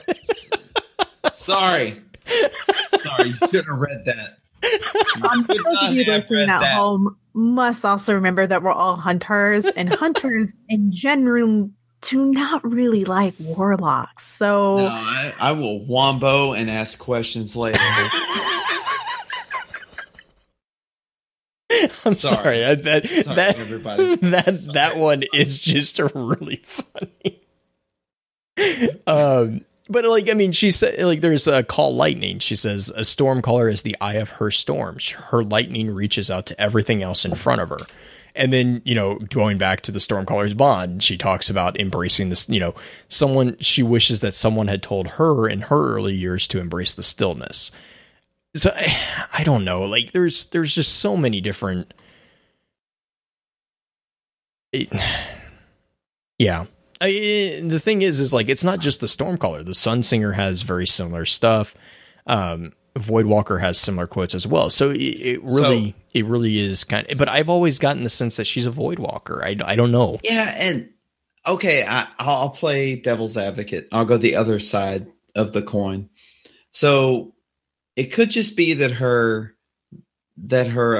unease when observing us completing this Stormcaller quest is just at the fact that how adept we are at, and it kind of ties in with us being the chosen one, right? It ties in with us being, something special as opposed to being just another guardian. I always interpreted her being uneasy, especially the fact that she says someone so young, that she knew someone, maybe Osiris, that was able to harness, or Tolan, able to harness the ability of a Stormcaller to someone's detriment, and she's just concerned that the power is too powerful for someone so young to wield, and then they don't have the knowledge and the experience to handle it in a safe and correct form. I mean, okay, let's go. Okay, I'm going to play Dregden's advocate on this one. I understand. I totally see that reading of the subclass text in the Stormcaller, but honestly, I think a Voidwalker would be more prone to abuse, because we know that a Voidwalker's strike does more than just physically harm. It actually takes life force. I'm trying to find no, I'm trying to find the actual quote, but there's actually, oh my gosh, it's aggravating. Oh, here it is. Siphoning Strike. Voidwalkers siphon life energies for a variety of uses, a method other guardians might not approve of, but there are dire times and sacrifices must be made. There is also a Withering Strike. A Voidwalker strike does more than harm you. It takes from you. And then there's one last one. Yeah, here it is. Over lifetimes of battle, Voidwalkers drain the life energy of many opponents. Disputes rage in the tower over effects this might have on a Warlock, but the debate is pointless. If we stop fighting, we all perish. They're the vampiric forces of destiny. The other kind of defense that I have for viewing Ikora as predominantly a Voidwalker is, like Mel was saying, Rift. We know from the quest Not My Runner that the Rift match began as a Voidwalker focus exercise. We were attempting to increase the yield of the Nova Bomb. We succeeded, easily doubling the yield, but the resulting void density was impossible to detonate. So it's one of the few times where she actually identifies as part of a subclass. And then we also know from the Rift card that she kind of invented that exercise. Like, she introduced that exercise and modified it. So I don't know. It's almost a moot point, because I know my view of the mentors again is that they are kind of equally all subclasses, but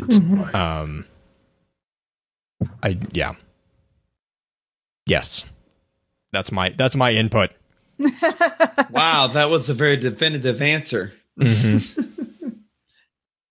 Yes. So definitive. I yes. I don't know where to go from there. Well, so besides yes. Besides yes, obviously, we're not going to get into that. So what I want to do is, I have one idea from chat that I want to talk about, and then I'm going to give it over to Mel for what we are calling our costume analysis, or the fabric theory. We need to come up with like audio cues for these different things. That now that we're kind of, we know we've only been doing it for a year, we should probably identify what. Yeah, we should get it together at some point. Eventually we will. Don't worry about it. Can we be really corny and have like the sound of cards shuffling for when we get ready to do Grimoire cards? Oh, don't tempt us like that, Mel. Like we can totally do that. Yes. And then when we do like extra items like weapons and armor, can we have like the sound of when an exotic decodes, like the kung sound as playing? No, because I was about to say, because that might freak Justin and I out. And you might get screams of tink tink across the podcast. I might have to go to the tower and decrypt. So why don't we just skip and go tink ting, and that's the sound of us. So real quick, there's one thing that's with Ikora that has been bugging me since Rise of Iron. Since private matches, really. And that's the timeline issue with Thorn. Big problem that I have with it. Other than Thorn just being, the amazing weapon that it is. Sarcasm there. But timeline killer. Yeah, oh god. I know. It's just I'm trying to wrap my head around this, and I kind of talked about this today in the Discord chat. So we know from the Ghost Fragment Widow's Court that Ikora Rey. Okay, here's the defense of this. Ghost Fragment Widow's Court is a conversation between two individuals. There's a hunter and then a warlock. The warlock is also the Vanguard designate. And the associations that are listed on the card are Shin Malphur, Ikora Rey, and Shax. Shax, pretty much because it's a Crucible map, is I don't think that anyone's going to disagree with that association. Now, the other two, Shin, we know is a hunter, and Ikora is the Vanguard designate. A designate is literally an individual that has been identified to fill a position, but has not yet filled the position. It's an important emphasis on that. They haven't yet filled the position. So this is the Vanguard designate. This is the person who is going to fill the Vanguard position for the Warlocks, which is Ikora. It is Ikora. I don't know how else to read that. Not to mention she's also spelled out in the association card. So there's a conversation between Shin and Ikora before she was in the Vanguard. So this is before we are around, because by the time we come into this picture, she's already the Vanguard mentor. Okay, so that puts that into timeline-esque general frame. And it's basically Shin kind of berating Ikora about how they're not taking Thorn seriously. And she's kind of like, oh, you're too close to the situation. We got this well under control, blah, blah, blah, blah, blah. Speaking the company line, which she, obviously is not an iconoclast anymore. But, so, this all happens. You know, Thorn's going rampant in Crucible. Shin's, like, losing his mind over it. And then what happens is we come into the picture in year 1, and we get a quest that's called A Light in the Darkness. Now, Ikora talks about being a light in the darkness constantly for our Guardian and for the Vanguard. So the importance here is that A Light in the Darkness is the exotic quest to get the year 1 version of Thorn. Okay, so we're now getting a clearer picture of this whole thing. Thorn is potentially just a shadow of the original Thorn. It's not actually the original Thorn. It could be the original Thorn. We're not really sure. It could just be a mock-up of the Thorn. But in order to get the year 1 Thorn, we have to go speak to Ikora, who then does something to help us get Thorn. After the conversation with Shin, in which she was warned about the Thorn being the final death of Guardians. So she has the conversation. she has this conversation with a person who is basically like, no, this is very serious. This is not something you want to mess with. And then she goes and later helps recreate the weapon that she was just like previously warned about. She don't care? Like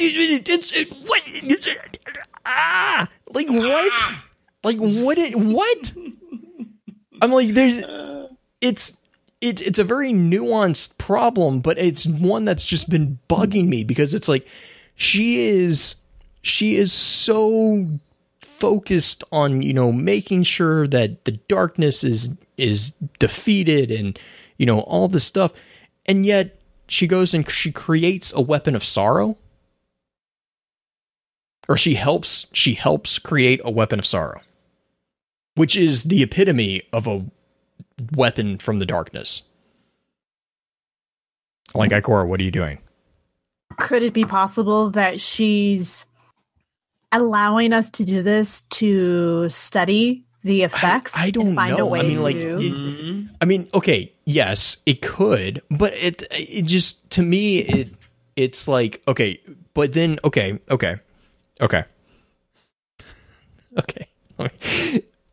Are you okay? No, I'm not. This has been bugging me. Okay. So, okay. Then on top of this, okay, so you could say that she is using us to study the effects of Thorn on the Guardians. Sure. Yet then in the Stormcaller's path, she talks about how she's nervous about the power that we wield. So she just gave the Hulk a super boost of energy. Like, I mean, what? This particular storyline just, to me, makes no sense. And I don't know how else to see it, because at the same time that she's saying that she's nervous about our Guardian, she's also helping him create a weapon of sorrow. Well, maybe it's such a watered down version from what the original Thorn is. But still, it's not as potent as the original used to be, or a true weapon of sorrow. It's a test weapon of sorrow. I don't know. I just This father's blue. It does. It just seems like a very big inconsistency, and I don't know how else to read it. I'm wondering if she might have some insider information regarding it from her conversations with Eris and maybe reading Toland's journal, and maybe she wouldn't have had them. conversations with Eris at the time of Thorn at year 1, because this was before the Dark Below. True. Yeah. So maybe she had conversations with Toland. Yeah, I mean, it's yeah. Or maybe she was a contemporary of pre-Dregden. I mean, that would make her very old. Well, I mean, what is age in this game? No. I'm not. I didn't mean that as like, no, it couldn't be. I'm trying to think I don't know. This is just one of those frustrations that I've had, and I've tried to wrap my head around like multiple scenarios in which it makes sense, and I can't figure out the flow of decisions that would make it okay for the year one Thorn quest to exist the way it did when they did the ghost fragments for Blind Watch and Widow's Court. Actually, both are when Ikora is the Vanguard designate. When both of them are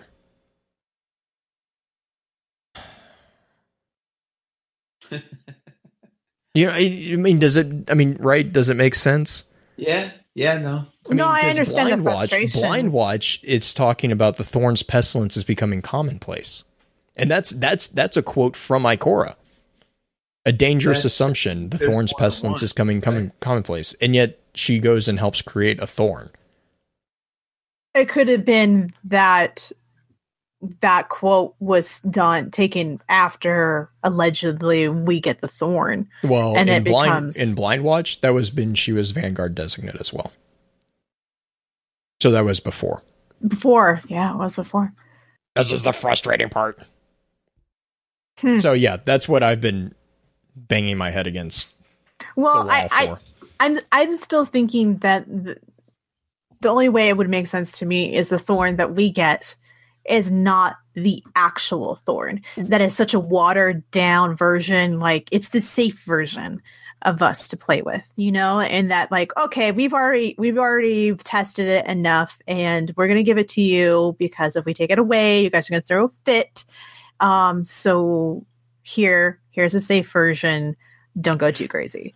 I just love Mage in the chat. I mean, everyone was fine with Hulk being on the Avengers, and then they go and blast him off into space because he's too dangerous. It's all fun and games until the line's crossed. Well, maybe this is just the hint into the fact that maybe us perceiving what the Vanguard is not as right and aligned. I don't know. This is one of the things that just like is my frustration is like I'm sure that I'm sure that we will maybe hopefully one day get an explanation that makes sense. Or maybe this is just the one aha moment. We got you, Bungie, to their storyline, and they're going, "Oh no, they noticed." I don't know. I mean, it's just like the Thorn story is like, it's a very integral part of a lot of what I know the writers are focused on. Like they pay attention to. And so for me, it's just like, and it just seems like a little nuance that just seems really, really weird. But yeah. And the fact that I always thought it was really weird that a gun that has so much information in such an integral part of the lore within Destiny, and especially what it stood for and what it did in the hands of your, I was always surprised when they gave it to us.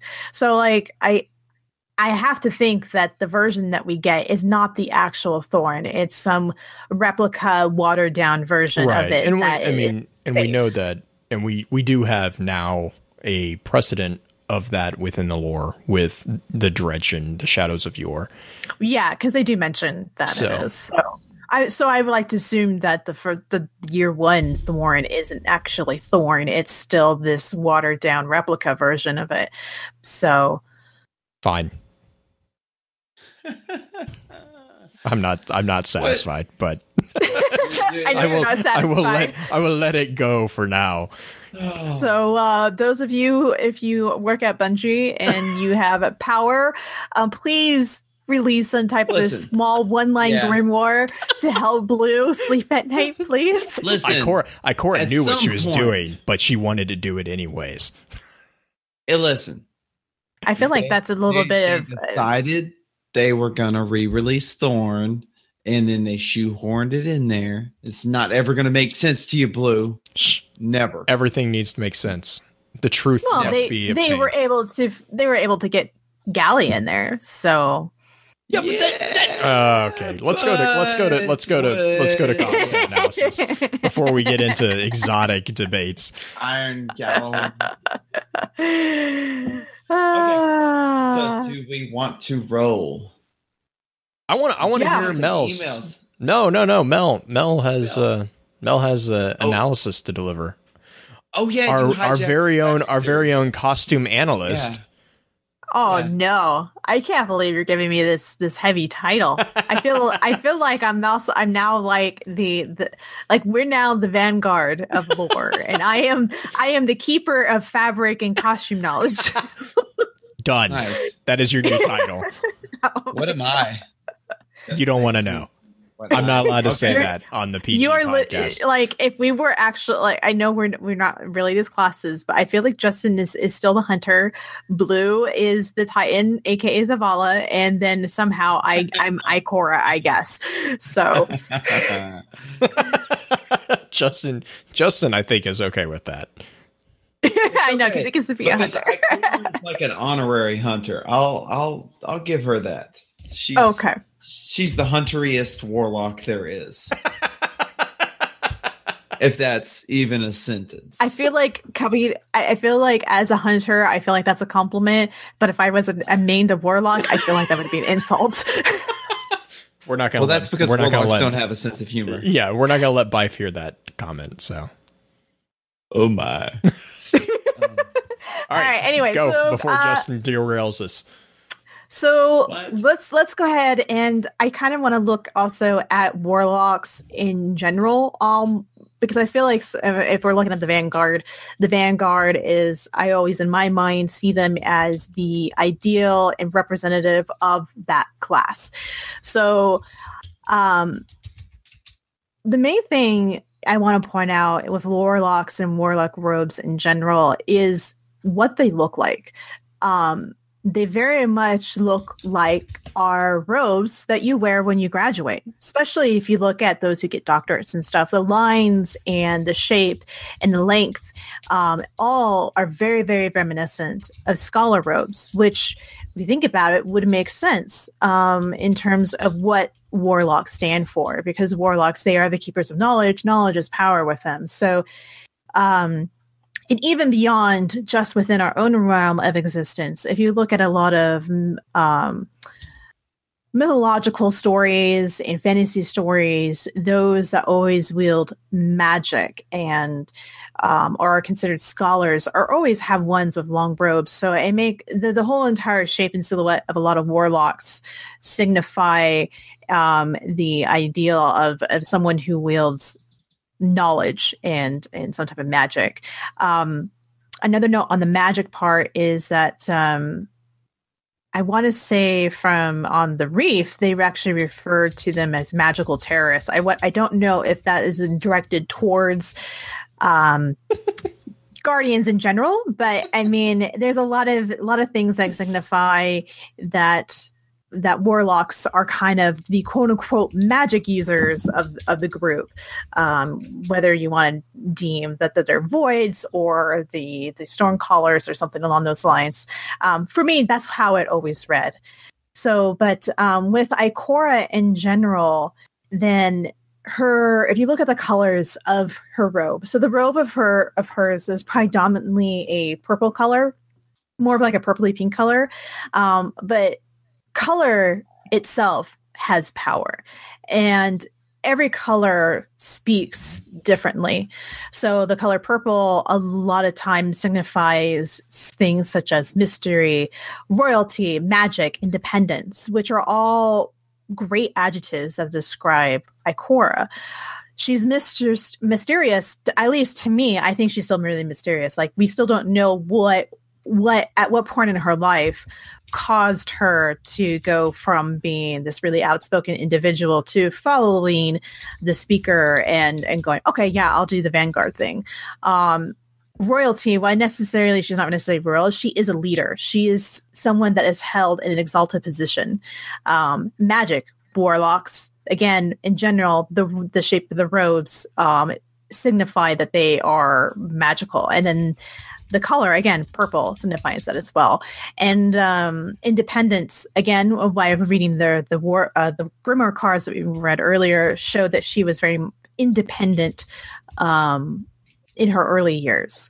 Another thing that is really interesting to know is if you look at a lot of the other Warlock robes within the game, they're very clean. Or they're not clean. They're ragged on the edges. There's dirt all over them. Some of them have like missing pieces, are torn. They're definitely robes worn by people that are going out and getting their hands dirty. Basically, they're going out and doing things and fighting things, and their gear signifies that. Ikora does not. Her outfit is immaculate. There's not a stain on it. There's no tears. There's no indication that she is in the practical practice anymore of going out and doing the crucible, or doing, like she was mentioning earlier, going and doing reconnaissance missions with her ghost and dying time and time again.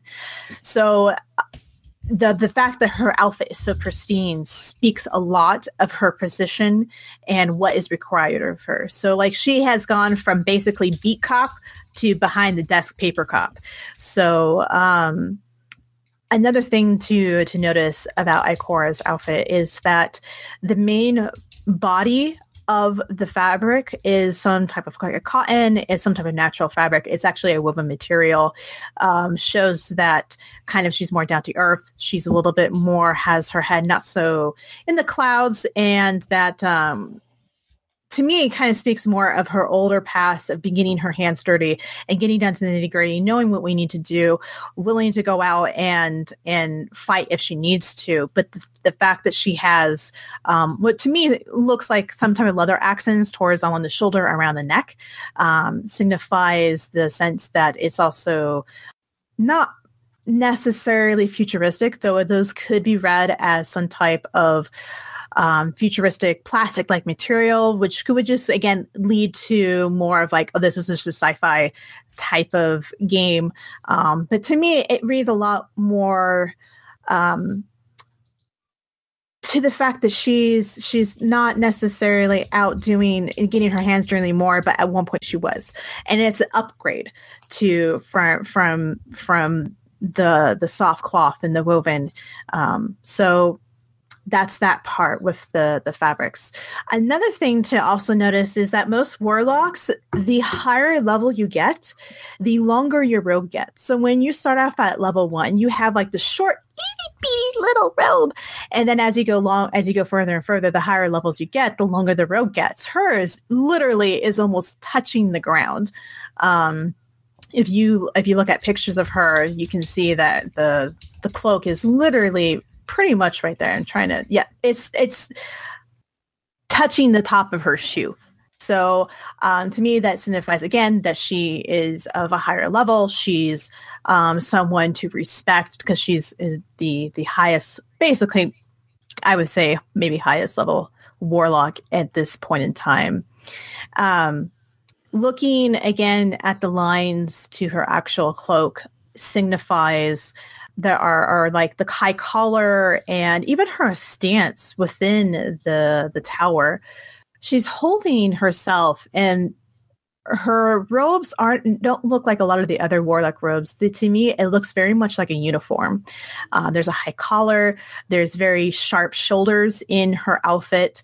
The lines are very vertical, and they're very straight. They don't really go to a one point, like a lot of the other warlock robes do. A lot of them create some type of V shape coming from the shoulders down into the waist section. Hers is very straight and looks like a uniform, which reads very official. I mean, when you think of a uniform, you think of what? Military. You think of cops. You think of, you can even go as simple as suits. Like a suit can be considered uniform, and hers reads very, very much like that. So I feel like she takes her position very serious, that she's, knows that she's in an official position, and therefore she dresses like that. So when you look at her, you don't really just say like, oh yeah, she goes out, she does things, she's a warrior. Cool. It very much reads that like, I'm someone of importance. I'm someone that you need to talk to, and that you need to listen to what I have to say. And my final note is that I firmly believe that Zavala has all his mentors shave their heads or have no hair, so that way he doesn't feel as bad for not having hair. So big blue head. I know. One thing I forgot to mention is that her actual robe, the designs on the bottom of the robe, are all diamonds or triangles, which if you look at the actual symbols for warlocks, for the actual warlock class, are three diamonds or three triangles together in a row. So throughout the whole entire thing. And it's interesting because her cloak actually has the diamonds and triangles in different patterns, which are in the same patterns seen within the different subclass icons too. So it kind of signifies that she's probably touches each individual subclass as well. So yeah, the three triangles, I think, is usually referred to as the rune of the disciple. The three mountains. Yeah, the three mountains. Hers is interesting because it doesn't have them actually in a row like the mountains. It's more, they're a little bit more spread out, and there's predominantly diamond patterns. Right. So, because technically, if you look at a lot of the center, so like, I'm trying to figure out how to explain it. The center triangle of because it's three triangles side by side, right. There's actually a diamond in the design itself in the center. Mm-hmm. Yes. So, yeah, I think that kind of covers most of the interesting points in her attire, and what you can say suggests about her character in general. So, yeah, and I think she wears it in a much more masculine manner than a lot of the male warlocks that I see. If you just look at her stance and how she carries herself in her robe, it's like she just, with her chest out and her arms behind her back, she just looks very military. She does look very military. And her whole entire, at least the top part of her outfit, if you look at just the top part, looks very military. I mean, she has the same type of lines that you see in a lot of U.S. military and Marine type of uniforms. And even the fact that she has the little, I don't even know what you want to call it. She has kind of like an epaulette at the top on her left shoulder, which almost has little dots on it that almost indicates what type of rank that she is. I don't know if that's true, but that's what to me it suggests. All of it reads very, very, very military. One thing I thought was interesting, her warlock bond actually has the icon of level up that you see. And that icon actually looks like half of the hidden symbol. So I don't know if there's any meaning in that, but it's yeah. So it's an interesting thing because that's actually also the Titan insignia. I'm not it's not. No, it's no, it is. It's one of them. It's not. It's not the Titan. Yeah, insignia. It's for one of the Titan codexes. Well, it's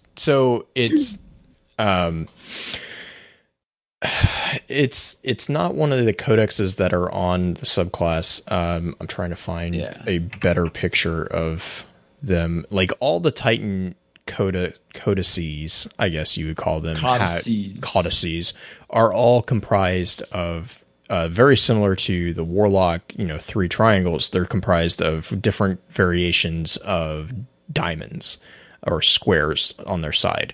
So usually, I want to say this is Codex 1 or Codex 1 is a square of 9 squares, and then Codex 2 and then this is all the second tree on your subclass menus. So I could be wrong because I'm not on my Titan at the moment and I can't hover over it.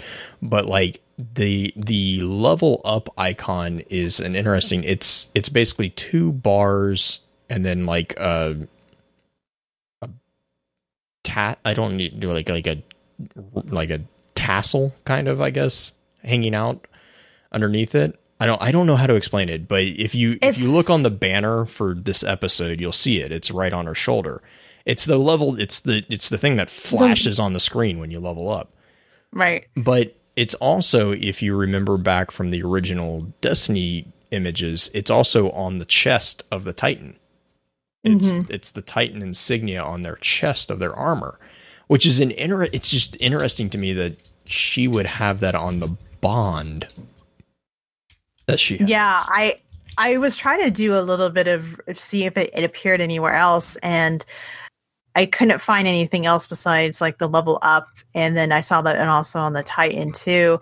Like I said, it does look very, very, very similar to the Mark of the Hidden, which is on like the cape that you get from Eris and like Eris's logo. So that logo that's on her, the cape that you get from her, and the little emblem that you get, according to the Grimoire, is called the Mark of the Hidden, which I'm assuming is like the icon that the quote unquote hidden have on like their uniforms or something along those lines. Kind of like how the owl guys, they have like that little owl symbol. So I think it's kind of interesting that it literally looks like the bottom half of the hidden logo. I don't know if that's coincidence because there's like so much. Ikora's bond, I don't think it's not obtainable. Like you can't get it. But I just found this. That same symbol is actually on an emblem called the Mentor's Badge. Perhaps this is a Vanguard seal of approval. Right. You have leveled up from one level to another. So this is not class specific. It's not subclass specific. It is Vanguard specific. This is just a mark of honor that you have moved from one level to the next.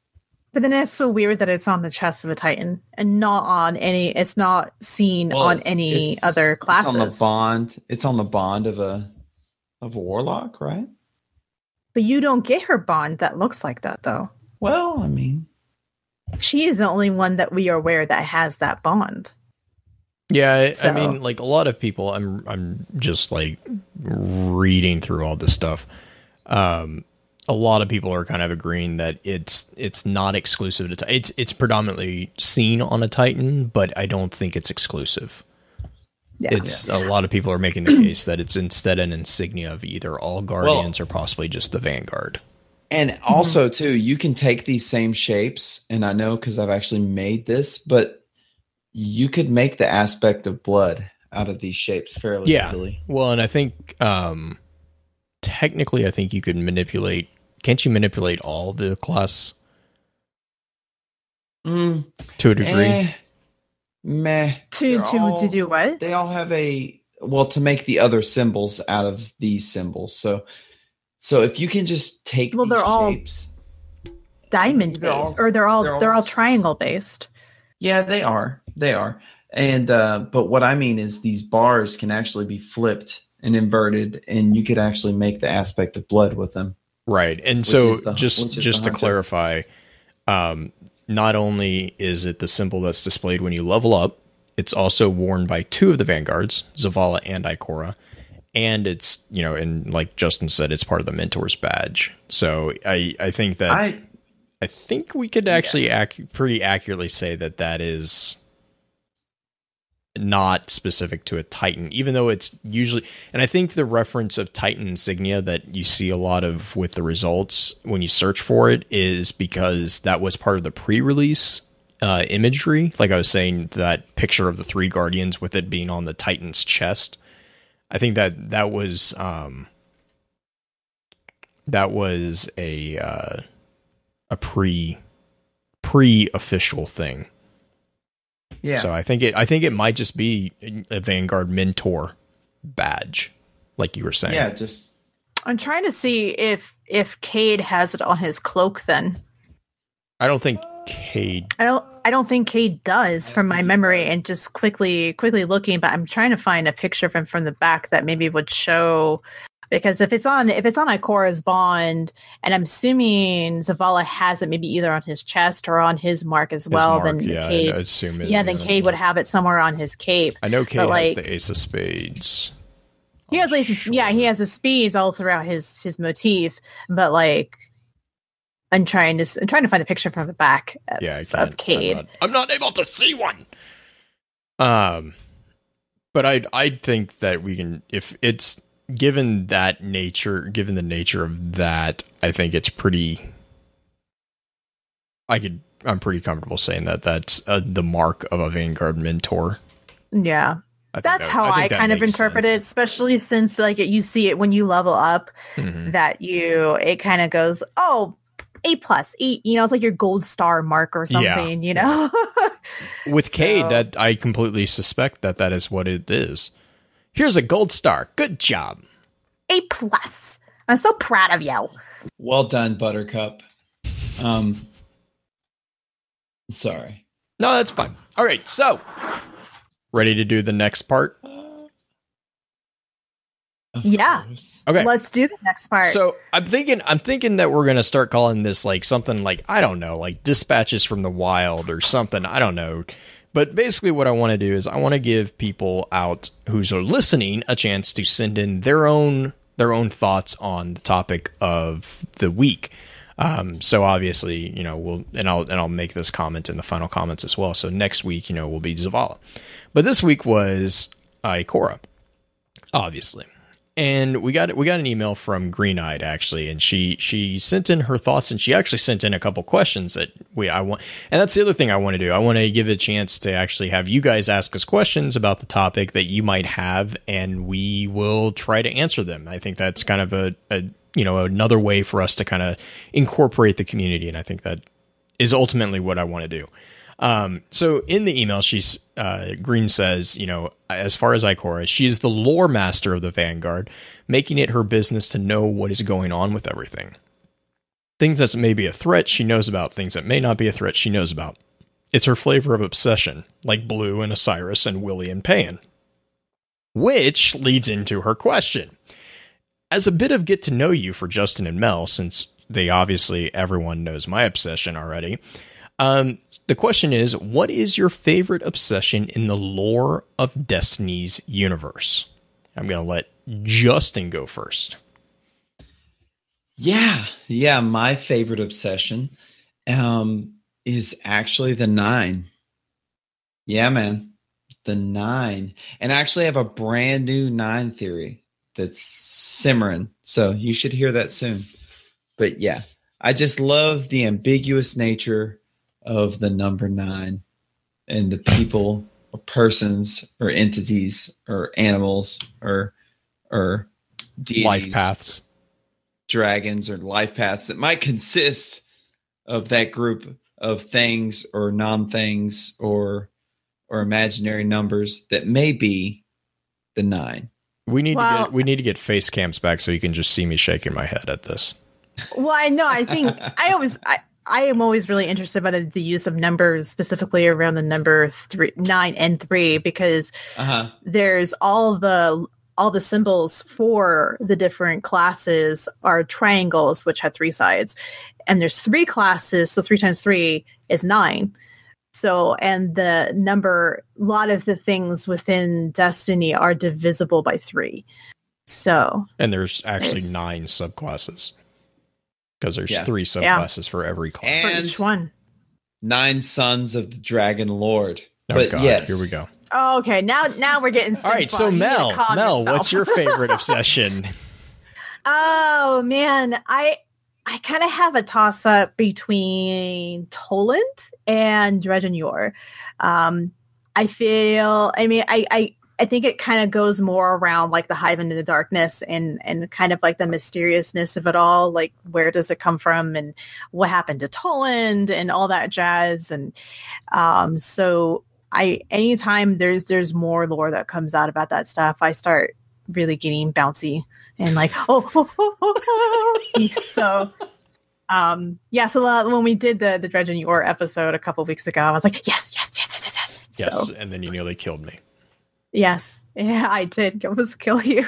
And Tolan. Conformist. So, yeah. God. Conformist. Toland. Oh, man. I love Tolan. I love to hate Tolan. I love it. Yeah, okay. That's a good qualifier. That's a good qualifier. Because he's just so... Oh, man. Tolan. All right, so shout out. So that's the answer to the question. So what I want, and this is I'll lead us in our final comments and shout outs. So in case you didn't catch it, next week's topic is going to be Zavala. So what I want is emails from everyone on thoughts and theories on Zavala and any questions that you have on Zavala, or like this week's, what our thoughts are on a generic question, like obviously not anything inappropriate because that's just opens it up, but mostly dealing with Zavala. I want to hear thoughts and theories about that, especially if you're not in the Discord chat, or if you don't have the opportunity to keep up with the Discord chat, because sometimes it can get kind of hectic in there. I definitely want to hear from you guys, and just send that to the Focusfire email, focusfirechat@gmail.com. We'll talk about that in the outro.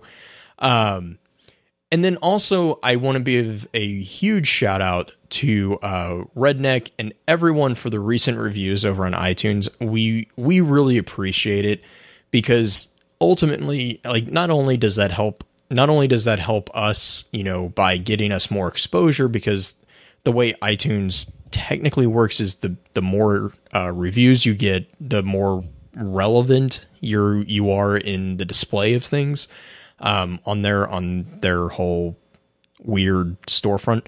But it also gives us a chance to get better, because basically what we look at it as is it's your constructive criticism on what we're doing right, and what we're not doing right, and that can be either on iTunes with the ratings, which, again, really helps, or Podbean has comments on the episodes, and I'm trying really hard to follow up with the comments. The app was kind of acting a little wonky these past couple months, so I apologize for the delay in my response on those. We have also finally caught up on YouTube, so all the episodes are on YouTube now, except for, obviously, each week I will, this one. I'm trying to establish an appropriate distance as far as timing for uploading, and obviously the rendering and everything like that. But if you feel more comfortable commenting on any of those mediums, please just do that. We love getting feedback, because that helps us get better and helps us really understand what you guys as listeners are looking for. And, that's ultimately what we want to give you. So that is my shout outs and final comments. Justin, you got anything? Yeah, I got a few things. Like big thanks to Demigod, Josh from the BioShock Extra Lore podcast last night, and also Mel and Blue for carrying me through that thing. And great big shout out to Redneck and everyone else for the kind words on the interwebs, and to my clan, DoD Shadow White crew. Maybe I'll play with you guys sometime. That'd be nice. Put something together. I'll put something together. And just to you guys, Mel and Blue, for for being you guys. Oh. And that's it. That's all I got to say about that. Yeah. Let's cut that off before it gets too emotional. Awkward. How about Mel? We're continuing on. So, actually, I'm kind of excited for next week, because our clan name is called Fist of Zavala, and we have a lot of inappropriate jokes with that, but I'm really excited to tell you guys why we came up with that name.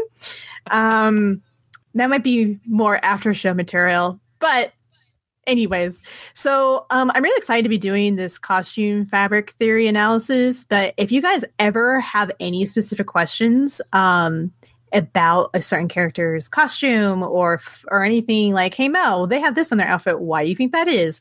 Send that in an email and let us know, and I would love to talk about it. So if you guys have any questions or little tidbits or ideas for improvement on the new section of our podcast, please send an email to us on the email that Blue just mentioned. Yep, so, and just put let's do subject of, I don't know, fabric theory. We can just continue and calling it fabric theory, even though not everything we cover is fabric theory. Yeah, I realized that. I was like, it's really not like, it doesn't actually say what we're talking about, but it just kind of, yeah. I like the way it sounds. I mean, costume analysis is a better term for it, but it's too I technical. like fabric theory. It sounds way more official. Yeah. All right. So that's what we'll do. If you have a question for Mel, send it to us on that email, and just either put question for Mel or put fabric theory, or, I'll read it. So as long as it's not like super inappropriate, you're gonna get a response. Like, I mean, it really, honestly. Why you set that bar high? I really set that bar high. And it's true. I try. I'll be honest. I try to respond to every email that we get. Sometimes it's tough, and we get a couple that I don't really know how to respond to, but I do try. I give everyone a fair shot. I'll be honest. Sometimes I do give. I don't know. Yeah, I give everyone a response. That's my point. Blue, do we get inappropriate ones? We don't get inappropriate ones. If we do, can I have those? Yes. Can I handle if those? we get inappropriate ones, we are going to forward them to Justin. And okay, cool. I warn people, that is not a good thing. Not for you. Not for the person sitting it, because it's not a good thing. But yeah, no, we don't get inappropriate ones. It's just some question. It's just we get really random questions, and But so before I babble on too much with that, we'll begin to wrap the chat up. Thank you again to those over on Twitch for coming to spend the evening with us. If you'd like to join us, please be sure to give us a follow over on twitch.tv/FocusFireChat. Links to all our sites can also be found on our episode archives over on www.focusfirechat.com. Please be sure to email us at focusfirechat@gmail.com with any feedback or questions concerning the podcast, and let us know how we're doing by giving us some feedback on iTunes or through that email as well. We do try to keep to the scheduled Wednesday night streams of the chat, starting at approximately 10 p.m. Central, but if we have any variations, we always make sure to let everyone know through our Twitter account at FocusFireChat. Also, please be sure to check out our partner podcast within the Guardian Radio Network over on theguardiansofdestiny.com. So, until next time, focus your fire and may your light shine bright.